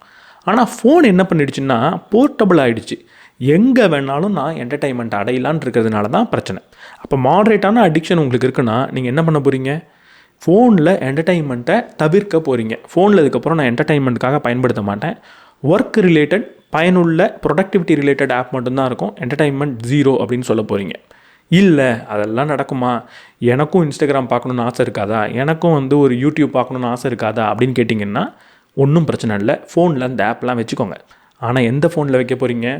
ஒரு செகண்ட்ரி ஃபோனை நீங்கள் வாங்க முடிஞ்சால் மட்டும்தான் நீங்கள் ஃபோனில் என்டர்டெயின்மெண்ட் பண்ணணுன்ற முடிவெடுங்க. 2 ஃபோன் வச்சுருக்கிற காசு இருக்குன்னா அப்போது ஓகே நீங்கள் என்டர்டெயின்மெண்ட் இன்னொரு ஃபோனில் வச்சுக்கோங்க. அந்த ஃபோனை உங்கள் வீட்டில் வச்சு பூட்டிடுங்க. வீட்டுக்கு வந்தால் தான் அந்த ஃபோனை நான் யூஸ் பண்ணுவேன், வெளியே ரோட்லலாம் யூஸ் பண்ண மாட்டேன், ஆஃபீஸில் உட்காந்து யூஸ் பண்ண மாட்டேன்ற முடிவெடுங்க. இது ஓரளவுக்கு பயனுள்ளதாக இருக்கும். 3வது, நான் கொஞ்சம் சீரியஸாக அடிக்ட் ஆகிட்டேன்னா என்ன செய்கிறது? இங்கே நீங்கள் உங்களுக்கு ஆண்ட்ராய்டு ஃபோனோ இல்லை ஒரு ஐஃபோனோ இருக்கவே கூடாதுன்ற முடிவுக்கு வந்தாகணும். இந்த டம் ஃபோன் அப்படின்னு சொல்லுவாங்க, பேசிக் ஃபோன் முன்னாடி இருந்தால் அந்த நோக்கியா ஃபோன், அதை வாங்கிடுங்க, அதை வச்சு பேசுங்க, அதை வச்சு எல்லா வேலையும் செய்யுங்க. தயவு செஞ்சு ஒரு ஃபோனை பயன்படுத்தாதீங்க. யாராவது ஒரு ஆஃபீஸில் உங்கள்கிட்ட நீ ஏன் ஆண்ட்ராய்டு ஃபோன் வச்சில்ல, ஏன் வாட்ஸ்அப் இல்லை அப்படின்னு கேட்டால் ஓப்பனாகவே நீங்கள் சொல்லுங்கள், நான் ஒரு சீரியஸான ஃபோன் அடிக்ஷன் ஆகிட்டேன், அதனால எனக்கு டாக்டர் இந்த ஃபோனை இதுக்கப்புறம் பயன்படுத்தக்கூடாதுன்னு சொல்லியிருக்கிறாரு, என்னோடய ஹெல்த்துக்கு இதுதான் கரெக்டுன்னு சொல்லியிருக்காரு, அதனால் நான் அதை பயன்படுத்துகிறேன்னு நீங்கள் சொல்லிவிடுங்க. சாதாரண பேசிக் ஃபோன் தான் நீங்கள் வச்சுருக்கணும். இப்போ இதை தாண்டி அடுத்த நிலை, எமோஷ்னலாக என்னால் முடியல அப்படின்னா நீங்கள் அங்கே என்ன செய்யணும் தெரியுமா? ஒரு பார்ட்னரை பிடிங்க. நீங்கள் மட்டும் தனிமையில் இந்த சுவிட்சை செய்யாதீங்க. இன்னொரு நபரோடு சேர்ந்து, ஒரு நண்பரோ இல்லை உங்களோட லைஃப் பார்ட்னரோ, உங்கள் சொந்தக்காரங்க யாரோ ஒருத்தவங்களோ இல்லை கூட வேலை செய்கிற யாரோ ஒரு நபர், தொடர்ந்து அவங்க கூட பேசிக்கிட்டே இந்த ஒரு சுவிட்சை பண்ணுங்கள். பேசிக் ஃபோனுக்கு மாறுங்க, ஆனால் தனிமையில் செய்யாதீங்க, இன்னொரு நபரோட சேர்ந்து செய்யுங்க. இந்த 4 வகையான ஸ்ட்ராட்டஜியில் உங்களுக்கு எது பயனுள்ளதாக இருக்கும், நீங்கள் எந்த அளவுக்கு அடிக்ட் ஆகிருக்கீங்கன்றதை பொறுத்து நீங்கள் தான் தேர்ந்தெடுக்கணும். எல்லாருக்கும் ஒரே ஸ்ட்ராட்டஜி ஒர்க் ஆகாது. இதை விட ரொம்ப முக்கியமாக உங்களுக்கான ஒரு ஸ்ட்ராட்டஜியை நீங்களே டிவைஸ் பண்ணிக்கிட்டிங்கன்னா அது இன்னும் சுலபமானதாக இருக்கும். இந்த ஃபோன் சார்ந்து இருக்கிற ஒரு வாழ்க்கையை நீங்கள் கொஞ்சம் குறைச்சிக்கும் போது, ஒரு ரியல் லைஃப்பில் வாழ ஆரம்பிக்கும் போது உங்களுக்கு வித்ட்ரால் சிம்டம்ஸ்ன்றது நடக்க தான் செய்யும். எந்த ஒரு அடிக்ஷனை பிரேக் பண்ணாலும் இந்த வித்ட்ரால் சிம்டம்ஸ் அப்படின்றது உங்களுக்கு வரதான் செய்யும். ஏன் வருது? ஏன்னா இவ்வளவு நாள் நீங்கள் தொடர்ந்து ஃபோன் பயன்படுத்திக்கிட்டே இருந்ததுனால நிறைய டோப்பமைன் ஸ்பைக்குன்றது மூளையில் நடந்துக்கிட்டே இருந்திருக்கும், நிறைய டோப்பமைன் அப்படின்றது சுரந்துக்கிட்டே இருந்திருக்கும். திடீர்னு அதெல்லாம் சுரக்காமல் இருக்கும்போது மூளை கொஞ்சம் பதட்டம் அடைகிறது சகஜமான விஷயந்தான். இது உடனடியாக நம்ம ரொம்ப வீக்கு, நமக்கு டிசிப்ளின் இல்லை அப்படின்லாம் நீங்கள் நினச்சிடாதீங்க. நம்மளோட மூளையோட இயற்கையே இதுதான். ஆனால் இது வெறும் ஒரு 72 மணி நேரத்துக்கு தான் இருக்கும் அப்படின்றத நீங்கள் புரிஞ்சுக்கிட்டாகணும். 72 மணி நேரத்துக்கு அப்புறம் இது கொஞ்சம் சுலபமாக போகுது. இதை நீங்கள் புரிஞ்சுக்கிட்டிங்கன்னா இதோட கோப்பப் பண்ணுறது கொஞ்சம் சுலபமாக இருக்கும். ஸோ எப்படிப்பட்ட வித்ட்ரால் சிம்டம்ஸ்லாம் வரும்? முதல்ல ரெஸ்ட்லெஸ்னஸ், உங்களால் சும்மா உட்காரவே முடியாது, ஏதாவது ஃபிட்ஜெட் பண்ணணுன்னு தோணும், கை கால்லாம் துருன்னு இருக்கும், ஃபோனை எடுக்கணும் அப்படின்னு தோணிக்கிட்டே இருக்கும். 2வது ஃபேண்டோம் வைப்ரேஷன் அப்படின்னு ஒன்று சொல்லுவாங்க. இதை நம்ம பல நேரங்களில் அனுபவிச்சிருக்கோம். ஃபோன் பாக்கெட்டில் இருக்கும், வைப்ரேட் ஆகிற மாதிரியே தோணும், ஆனால் உண்மையாக வைப்ரேட் ஆகாது. ஏதோ நோட்டிஃபிகேஷன் வந்தால் மாதிரி நமக்கு காதில் சத்தம் கேட்கும், ஆனால் உண்மையாக நோட்டிஃபிகேஷன் வந்திருக்காது. யாரோ கால் பண்ணுறாங்க, ஃபோன் அடிக்கிற மாதிரி இருக்கும், ஆனால் ஃபோன் அடிக்காது. இதுக்கு பேர் ஃபேண்டோம் வைப்ரேஷன். இதுவும் உங்களுக்கு அடிக்கடி நடக்கும். அதாவது ஃபோனை எடுன்னு சொல்லக்கூடிய எந்தெந்த அறிகுறிகள்லாம் முன்னாடி உங்களுக்கு வந்ததோ அந்த அறிகுறிகள் வராமலேயே உங்கள் மூளை அந்த அறிகுறி வரா மாதிரி உங்களுக்கு சொல்லிக்கிட்டே இருக்கும், அப்போ தான் நீங்கள் ஃபோன் எடுப்பீங்கன்னு. அந்த நேரத்தில் ஃபோனை கையில் எடுக்கிறது தப்பு கிடையாது, ஆனால் எந்த நோட்டிஃபிகேஷனும் வரலையே, யாரும் ஃபோன் அடிக்கலையே, எதுவும் வைப்ரேட் ஆகலையே அப்படின்றத நீங்கள் உணர்ந்ததுக்கப்புறம் திரும்ப பாக்கெட்டில் வச்சிடணுன்றதை மறந்துடாதீங்க. இல்லை அப்படின்னா முதல் கொஞ்ச நாளுக்கு இந்த ஃபோனே வேணாம், வெறும் நார்மல் ஃபோனை கையில் வச்சுக்கோங்க. அதுக்கப்புறம் கொஞ்ச நாளுக்கு அப்புறம் அந்த நார்மல் ஃபோனே உங்களுக்கு பழகும். அப்போ நீங்கள் ஒரு ஆண்ட்ராய்டு ஃபோனோ இல்லை ஒரு ஐஃபோனோ கையில் எடுத்துக்கலாம். அப்போவும் இந்த பேசிக் ஃபங்க்ஷன் நான் முன்னாடி சொன்ன மாதிரி அந்த ஸ்ட்ராட்டஜியை ஃபாலோ பண்ண ஆரம்பிக்கலாம். அடுத்து கம்பல்சிவ் ரீச்சிங் அப்படின்னு சொல்லுவாங்க. ஃபோனு எந்த ஒரு வைப்ரேஷனும் வராது, எந்த ஒரு பர்பஸும் இருக்காது, உடனடியாக நம்மளோட கை ஃபோன் நோக்கி போகும். நீங்கள் எவ்வளவு தான் கண்ட்ரோல் பண்ணணும்னு நினச்சாலும் நீங்கள் கவனிக்காத நேரத்தில் உங்கள் கை ஃபோனை எடுத்துரும். நீங்கள் அப்புறம் தான் யோசிப்பீங்க, என்னடா ஃபோனை கையில் எடுத்துட்டோம் அப்படின்னு. அப்படி நடக்கிறது சகஜமான விஷயம். அப்படி நீங்கள் உணர்ந்ததுக்கப்புறம் ஃபோனை ஓரமாக வச்சுருங்க, இல்லை முன்ன சொன்ன மாதிரி சிம்பிள் ஃபோனுக்கு டம் ஃபோனுக்கு மாறிடுங்க. அடுத்து ஃபியர் ஆஃப் மிஸ்ஸிங் அப்படின்னு சொல்லுவாங்க. ஏதோ ஒரு விஷயத்தை நம்ம தவற விட்டுக்கிட்டு இருக்கோமே அப்படின்ற ஒரு பயம் வரும். மற்றவங்களுக்கெல்லாம் கிடைக்கிது, நமக்கு கிடைக்கலையேன்ற ஒரு பயம் வரும். இதுவும் சகஜமான விஷயம். போர் அடிக்கும், அது ரொம்ப நல்ல விஷயந்தான். அதை ஒரு தப்பான விஷயமாக பார்க்காதீங்க. நிறைய மூட் ஸ்விங் வரும். அந்த நேரத்தில் நீங்கள் அந்த மூடை அனுபவிச்சு தான் ஆகணும், அந்த மூட் ஸ்விங்கை அனுபவிச்சு தான் ஆகணும். மூட் ஸ்விங் வருதுன்றதுக்காக ஃபோனை கையில் எடுத்துடாதீங்க. இப்படிப்பட்ட வித்ட்ரால் சிம்டம்ஸ்லாம் வரது நமக்கு எதை தெரியுமா காட்டுது? ரியல் லைஃப்பில் நமக்கு பொழுதுபோக்கே இல்லைன்றதை தான் காட்டுது. இதுதான் இங்கே இருக்கிறதுலே பெரிய பிரச்சனை. நீங்கள் ஃபோனை விடணும் அப்படின்னு நினச்சிட்டிங்கன்னா முதல்ல என்ன தெரியுமா செய்யணும்? உண்மையான வெளியில் வந்து ஏதாவது ஒரு ஹாபியை, ஒரு பொழுதுபோக்கை உருவாக்கிக்கோங்க. கிரிக்கெட் விளையாடுறதா இருக்கட்டும், ஃபுட்பால் விளையாடுறதா இருக்கட்டும், நண்பர்களோட வெளியே போகிறதா இருக்கட்டும், யார்கிட்டயோ உட்காந்து அரட்டை அடிக்கிறதா இருக்கட்டும். இதெல்லாம் ஒரு காலத்தில் நேரம் விரையும் நம்ம நினச்சிட்டு இருந்தோம்ல, அதை இப்போ உருவாக்கிக்கோங்க. அது இருந்ததுன்னா இந்த ஃபோனை ஓரமாக வச்சுட்டு அதை நீங்கள் செய்வீங்க. அப்போ இந்த ஃபோனை கொஞ்சம் கொஞ்சமாக மறக்கலாம். ரியல் லைஃப்பில் உங்களுக்கு பொழுதுபோக்குன்றது ஒன்று இல்லைன்னா நீங்கள் ஃபோனில் தான் பொழுதுபோக்கிக்கிட்டு இருப்பீங்க. அது நிறைய பிரச்சனைகளை கொண்டு வந்து கொடுக்கும். ஆனால் ரியல் லைஃப்பில் பொழுதுபோக்கு, நேர விரையும் நம்ம சொல்கிற எல்லாமே நம்மளோட ஆரோக்கியத்துக்கு ரொம்ப ரொம்ப முக்கியம். மன ரீதியான ஆரோக்கியமாக இருக்கட்டும், இல்லை ஃபிசிக்கல் ஃபிட்னஸாக இருக்கட்டும், அதுக்கெல்லாம் வெளியே போய் சாதாரண நண்பர்கள் கூட விளையாடுறதும், அவங்க கூட ஊர் சுற்றுறதும் ரொம்ப ரொம்ப முக்கியம். அதை நீங்கள் திரும்ப செய்ய ஆரம்பிங்க. இதை நீங்கள் செய்ய ஆரம்பிச்சிட்டிங்கன்னா ஒரு 72 மணி நேரத்துலேயே உங்களுக்கு என்ன கிடைக்கும்? நல்ல தூக்கம் வரும். நீங்கள் நல்லா தூங்குற மாதிரி உணர்வீங்க. முன்னாடியே தூக்கம் வருது. தூங்கி எந்திரிச்ச உடனே ஃப்ரெஷ்ஷாக இருக்கிற மாதிரி இருக்கும். மென்டல் கிளாரிட்டி வந்த மாதிரி இருக்கும். ஒரு இடத்துல இருந்தேன்னா என்னை சுற்றி என்ன இருக்குது அப்படின்ற ஒரு அவேர்னஸ் உங்களுக்கு வந்த மாதிரி இருக்கும். சுற்றி நடக்கிற விஷயத்தெல்லாம் நல்லா கவனிக்கிற மாதிரி உங்களுக்கு ஒரு ஃபீலிங் வரும். சும்மா உட்காந்துருக்கும் போது ரொம்ப ஆச்சரியமான சிந்தனைகள் பண்ணுவீங்க. டே ட்ரீம் பண்ணுவீங்க. சின்ன சின்ன விஷயம்லாம் சந்தோஷம் கொடுக்குற மாதிரி திரும்ப உங்களுக்கு தோணும். முன்னெல்லாம் நமக்கு சின்ன சின்ன விஷயங்கள் சந்தோஷம் கொடுக்கும். இப்போது அந்த சின்ன விஷயங்கள்லாம் இது சாதாரணது அப்படின்னு நம்ம உதாசீனப்படுத்துறதுக்கு காரணம் இந்த ஃபோன் அடிக்ஷன் தான். ஏன்னா இது தொடர்ந்து டோப்பமைனை கொடுத்து கொடுத்து கொடுத்து சின்ன டோப்பமைன் ஸ்பைக் வரப்போ அதை மூளை கவனிக்கிறதே கிடையாது. அதனால சின்ன சின்ன சந்தோஷங்கள்லாம் இப்போ உங்களுக்கு திரும்ப வர ஆரம்பிக்கும். இவ்வளோ பெரிய பெனிஃபிட் இந்த வித்ட்ரால் சிம்டமை கடந்து வந்தால் நமக்கு கிடைக்குன்றதை முன்னாடியே புரிஞ்சுக்கிட்டிங்கன்னா இது கடந்து வர்றது உங்களுக்கு சுலபமானதாக இருக்கும். இப்போ வித்ட்ரால் சிம்டம்ஸை நீங்கள் கடந்து வந்ததுக்கப்புறம் அடுத்த ஃபேஸ் ரொம்ப ரொம்ப முக்கியம். அது என்ன? ரியல் லைஃப்பை நீங்கள் வாழ கொஞ்சம் கொஞ்சமாக ஆரம்பிக்கணும். சோஷியல் மீடியாவை, இந்த ஃபோனை எதுக்கெல்லாம் நான் பயன்படுத்தினேன் அப்படின்னு கேட்டால் 3 முக்கியமான காரணத்துக்காக பயன்படுத்தினேன். 1, என்டர்டெயின்மெண்ட்க்கு. 2வது, நிறைய பேரோட கனெக்டடாக இருக்கிறதுக்கு, நண்பர்களோட கனெக்டடாக இருக்கிறதுக்கு. 3வது, புது புது இன்ஃபர்மேஷனை தெரிஞ்சுக்கிறதுக்கு. இந்த 3த்துக்காக தான் நான் சோஷியல் மீடியாக்குள்ளே அடிக்டடாக இருந்தேன், ஃபோனுக்குள்ளே அடிக்டடாக இருந்தேன். இப்போது ஃபோன்லேருந்து கொஞ்சம் நான் வெளியே வந்துட்டேன். இப்போ இந்த 3 விஷயத்தையும் நீங்கள் ரீஃபில் பண்ணணும் உங்கள் வாழ்க்கையில். முதல்ல என்டர்டெயின்மெண்ட்டுக்கு என்ன பண்ண போகிறீங்க? ரியல் லைஃப்பில் என்னெல்லாம் என்டர்டெயின்மெண்ட் இருக்குன்றதை கவனிங்க. நீங்கள் வெளியே விளையாட போகலாம், நண்பர்களோட உட்காந்து பேசலாம், இல்லை ஒரு சினிமாவுக்கு கூட போயிட்டு வரலாம் தியேட்டருக்கு. இந்த மாதிரி ரியல் லைஃப்பில் நிறைய என்டர்டெயின்மெண்ட்டை ஃபீல் பண்ணுங்கள். 2வது, சோஷியல் கனெக்ஷன். இதுக்கு என்ன பண்ண போகிறீங்க? நிறைய நண்பர்களை ரியல் லைஃப்பில் சேகரிங்க. உங்களோட நண்பர்களோட அவங்க வீட்டுக்கு போங்க, வெளியே சுற்றி பாருங்கள், அவங்க கூட டைம் ஸ்பெண்ட் பண்ணுங்கள். இது இன்க்ளூடிங் உங்களோட ஃபேமிலி சேர்த்து தான். 3வது, இன்ஃபர்மேஷன். இதுக்கு என்ன பண்ண போகிறீங்க? நிறைய புத்தகம் வாசிக்கிற பழக்கத்தை வளர்த்துக்கோங்க. நியூஸ் பேப்பர் வாங்கி கூட நீங்கள் வாசிங்க. ஆனால் ஃபோனில் நியூஸ் படிக்கக்கூடாது, பார்க்கக்கூடாதுன்ற ரூல்ஸை போட்டுக்கோங்க. இப்போது உங்களோட ஃபோன் என்ன வேலை செஞ்சுதோ அது எல்லாத்தையுமே ரியல் லைஃப்குள்ளே நீங்கள் கொண்டு வந்துட்டீங்க. இதெல்லாம் நான் பண்ணிட்டேன், அப்போ உடனடியாக ஃபோனை விட்டு நான் மொத்தமாக வெளியே வந்துட்டேனா அப்படின்னு கேட்டிங்கன்னா அப்படி கிடையாது. ஏன்னா திரும்பவும் நீங்கள் ஃபோனில் இந்த மாதிரி விஷயங்களை பயன்படுத்துவீங்க. அப்போது தொடர்ந்து இதை நீங்கள் மெயின்டைன் பண்ணணும். தொடர்ந்து இதை நீங்கள் உங்களுக்கு நீங்களே பழக்கப்படுத்திக்கணும். அப்போ சில விதமான விதிகளை உங்களுக்கு நீங்கள் போடணும். இந்த நேரத்தில் தான் நான் ஃபோன் பயன்படுத்துவேன், இந்த நேரத்தில் நான் ஃபோன் பயன்படுத்த மாட்டேன், இந்த இடத்துல தான் ஃபோன் பயன்படுத்துவேன், இந்த இடத்துல நான் ஃபோன் பயன்படுத்த மாட்டேன், இந்த மாதிரியான ஆப்பை மட்டும்தான் ஃபோனில் பயன்படுத்துவேன்னு நிறைய ரூல்ஸும் உங்களுக்கு நீங்களே போட்டுக்கணும். அதை விட ரொம்ப முக்கியமாக நம்ம எப்படி ஒரு விரதம் இருப்போமோ அந்த மாதிரி ஃபோன் இல்லாத நாட்கள் அப்படின்னு உங்கள் ஒவ்வொரு வாரமும் உங்களுக்கு இருக்கணும். மேபி வாரத்துக்கு ஒரு நாளாக இருக்கட்டும். அந்த ஒரு நாள் காலிலேருந்து திரும்ப அடுத்த நாள் வரைக்கும் நீங்கள் ஃபோனே தொடக்கூடாது. அன்றைக்கி உங்களை யாரும் காண்டாக்ட் பண்ணக்கூடாது. உங்களோட ஃபேமிலி எங்கேயாவது வெளியில் இருக்காங்க, அவங்க எனக்கு காண்டாக்ட் பண்ணணும் அப்படின்னு நீங்கள் நினச்சிங்கன்னா மேபி அந்த ஒரு நாள் மட்டும் ஒரு சாதாரண டம் ஃபோன் எடுத்துக்கோங்க, சாதாரண ஒரு கீபேட் ஃபோன் எடுத்துக்கோங்க, உங்கள் ஃபோனில் ஒரு சிம்மை போட்டுக்கோங்க. இல்லைன்னா இன்னொரு சிம்மை வாங்கிடுங்க, அந்த சிம்மை அந்த ஃபோனில் போட்டுருங்க. அந்த நம்பரை ரொம்ப ரொம்ப முக்கியமான நபர்களுக்கு மட்டும் கொடுங்க. மேபி உங்களோட அப்பா அம்மா வேறு ஊரில் இருக்கலாம், வயசானவங்களாக இருக்கலாம், ஒரு அவசரத்துக்கு உங்களுக்கு பேசணும் அப்படின்னா அவங்களுக்கு மட்டும் அந்த நம்பரை கொடுங்க. அந்த ஃபோனை அன்றைக்கி ஒரு நாள் நீங்கள் பக்கத்தில் வச்சுக்கோங்க. அதை எடுத்துலாம் நீங்கள் பார்க்க போகிறது இல்லை. ஃபோன் கால் வந்தால் எடுத்து பேசுகிறதுக்காக அந்த ஃபோனை வச்சுக்கோங்க. இல்லைனா பக்கத்து வீட்டு நபரோட ஃபோனை கூட உங்கள் அப்பா அம்மா கிட்ட கொடுங்க.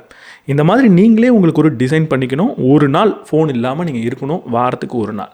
இப்படி இருந்தீங்கன்னா உங்களுக்கு அது பழகும். இதை விட ரொம்ப சிம்பிளாக அவங்க கூட இருக்கிற நபர்களுக்கெல்லாம் ஃபோன் இல்லாத வாழ்க்கை, நீங்கள் இப்போ அனுபவிச்சுக்கிட்டு இருக்க இந்த வாழ்க்கையை சொல்லிக் கொடுங்க.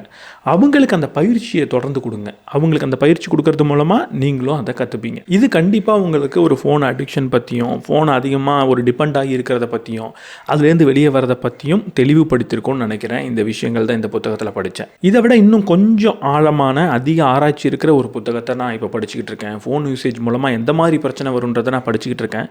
அதில் படிக்கிற ஒரு சில கருத்தை இதில் என்னால் சொல்லாமல் இருக்க முடியல. ஏன்னா அது நான் இப்போ படிச்சுக்கிட்டு இருக்கிறதுனால அதுவும் என் மைண்டுக்குள்ளே வந்துக்கிட்டே இருக்குது. அது இன்னும் ஆர்வமான புத்தகமாக இருக்கும்னு நினைக்கிறேன். முக்கியமாக நம்மளோட குழந்தைகளுக்கும் இப்போ இருக்கிற டீனேஜர்ஸ்க்கும் அடுத்த தலைமுறையினருக்கும் ஃபோன் எவ்வளோ பெரிய பிரச்சனையாக இருக்குது அப்படின்றத அந்த புத்தகம் சொல்லுது. கூடிய சீக்கிரம் அந்த புத்தகத்தை பற்றியும் பேசுகிறேன். அதுவும் ரொம்ப பயனுள்ளதாக இருக்கும். ஸோ இந்த வீடியோ பற்றி நீங்கள் என்ன நினைக்கிறீங்க அப்படின்றத கமெண்ட் செக்ஷனில் சொல்லுங்கள். இந்த டாபிக் உங்களுக்கு பிடிச்சிருந்ததுன்னா சீக்கிரமாகவே நான் அந்த புத்தகத்தை பற்றியும் பேசுகிறேன். இந்த வீடியோவோட ஆரம்பத்தில் சொன்ன மாதிரி நீங்கள் ஒரு வெளிநாட்டில் இருந்து டேர்ம் இன்சூரன்ஸை தேடிக்கிட்டு இருந்தீங்க, எடுக்கணும்னு நினச்சிங்கன்னா அதற்கான லிங்க்கை நான் டிஸ்கிரிப்ஷன் அண்ட் ஃபஸ்ட் கமெண்ட்டில் கொடுத்துருக்கேன். இந்த வீடியோ உங்களுக்கு பிடிச்சிருந்தா லைக் பண்ணுங்கள், உங்கள் நண்பர்களோட ஷேர் பண்ணுங்கள். முக்கியமாக புதுசாக ஹைப் அப்படின்ற ஒரு ஆப்ஷன் வந்திருக்கும், அதையும் பண்ணுங்கள். நம்ம சேனலோட வீடியோ ரொம்ப ரீச் ஆகும். நம்ம சேனலுக்கு நீங்கள் புதுசாக இருந்தீங்கன்னா சப்ஸ்கிரைப் பண்ணிவிட்டு பெல் பட்டனை ப்ரெஸ் பண்ணிவிடுங்க.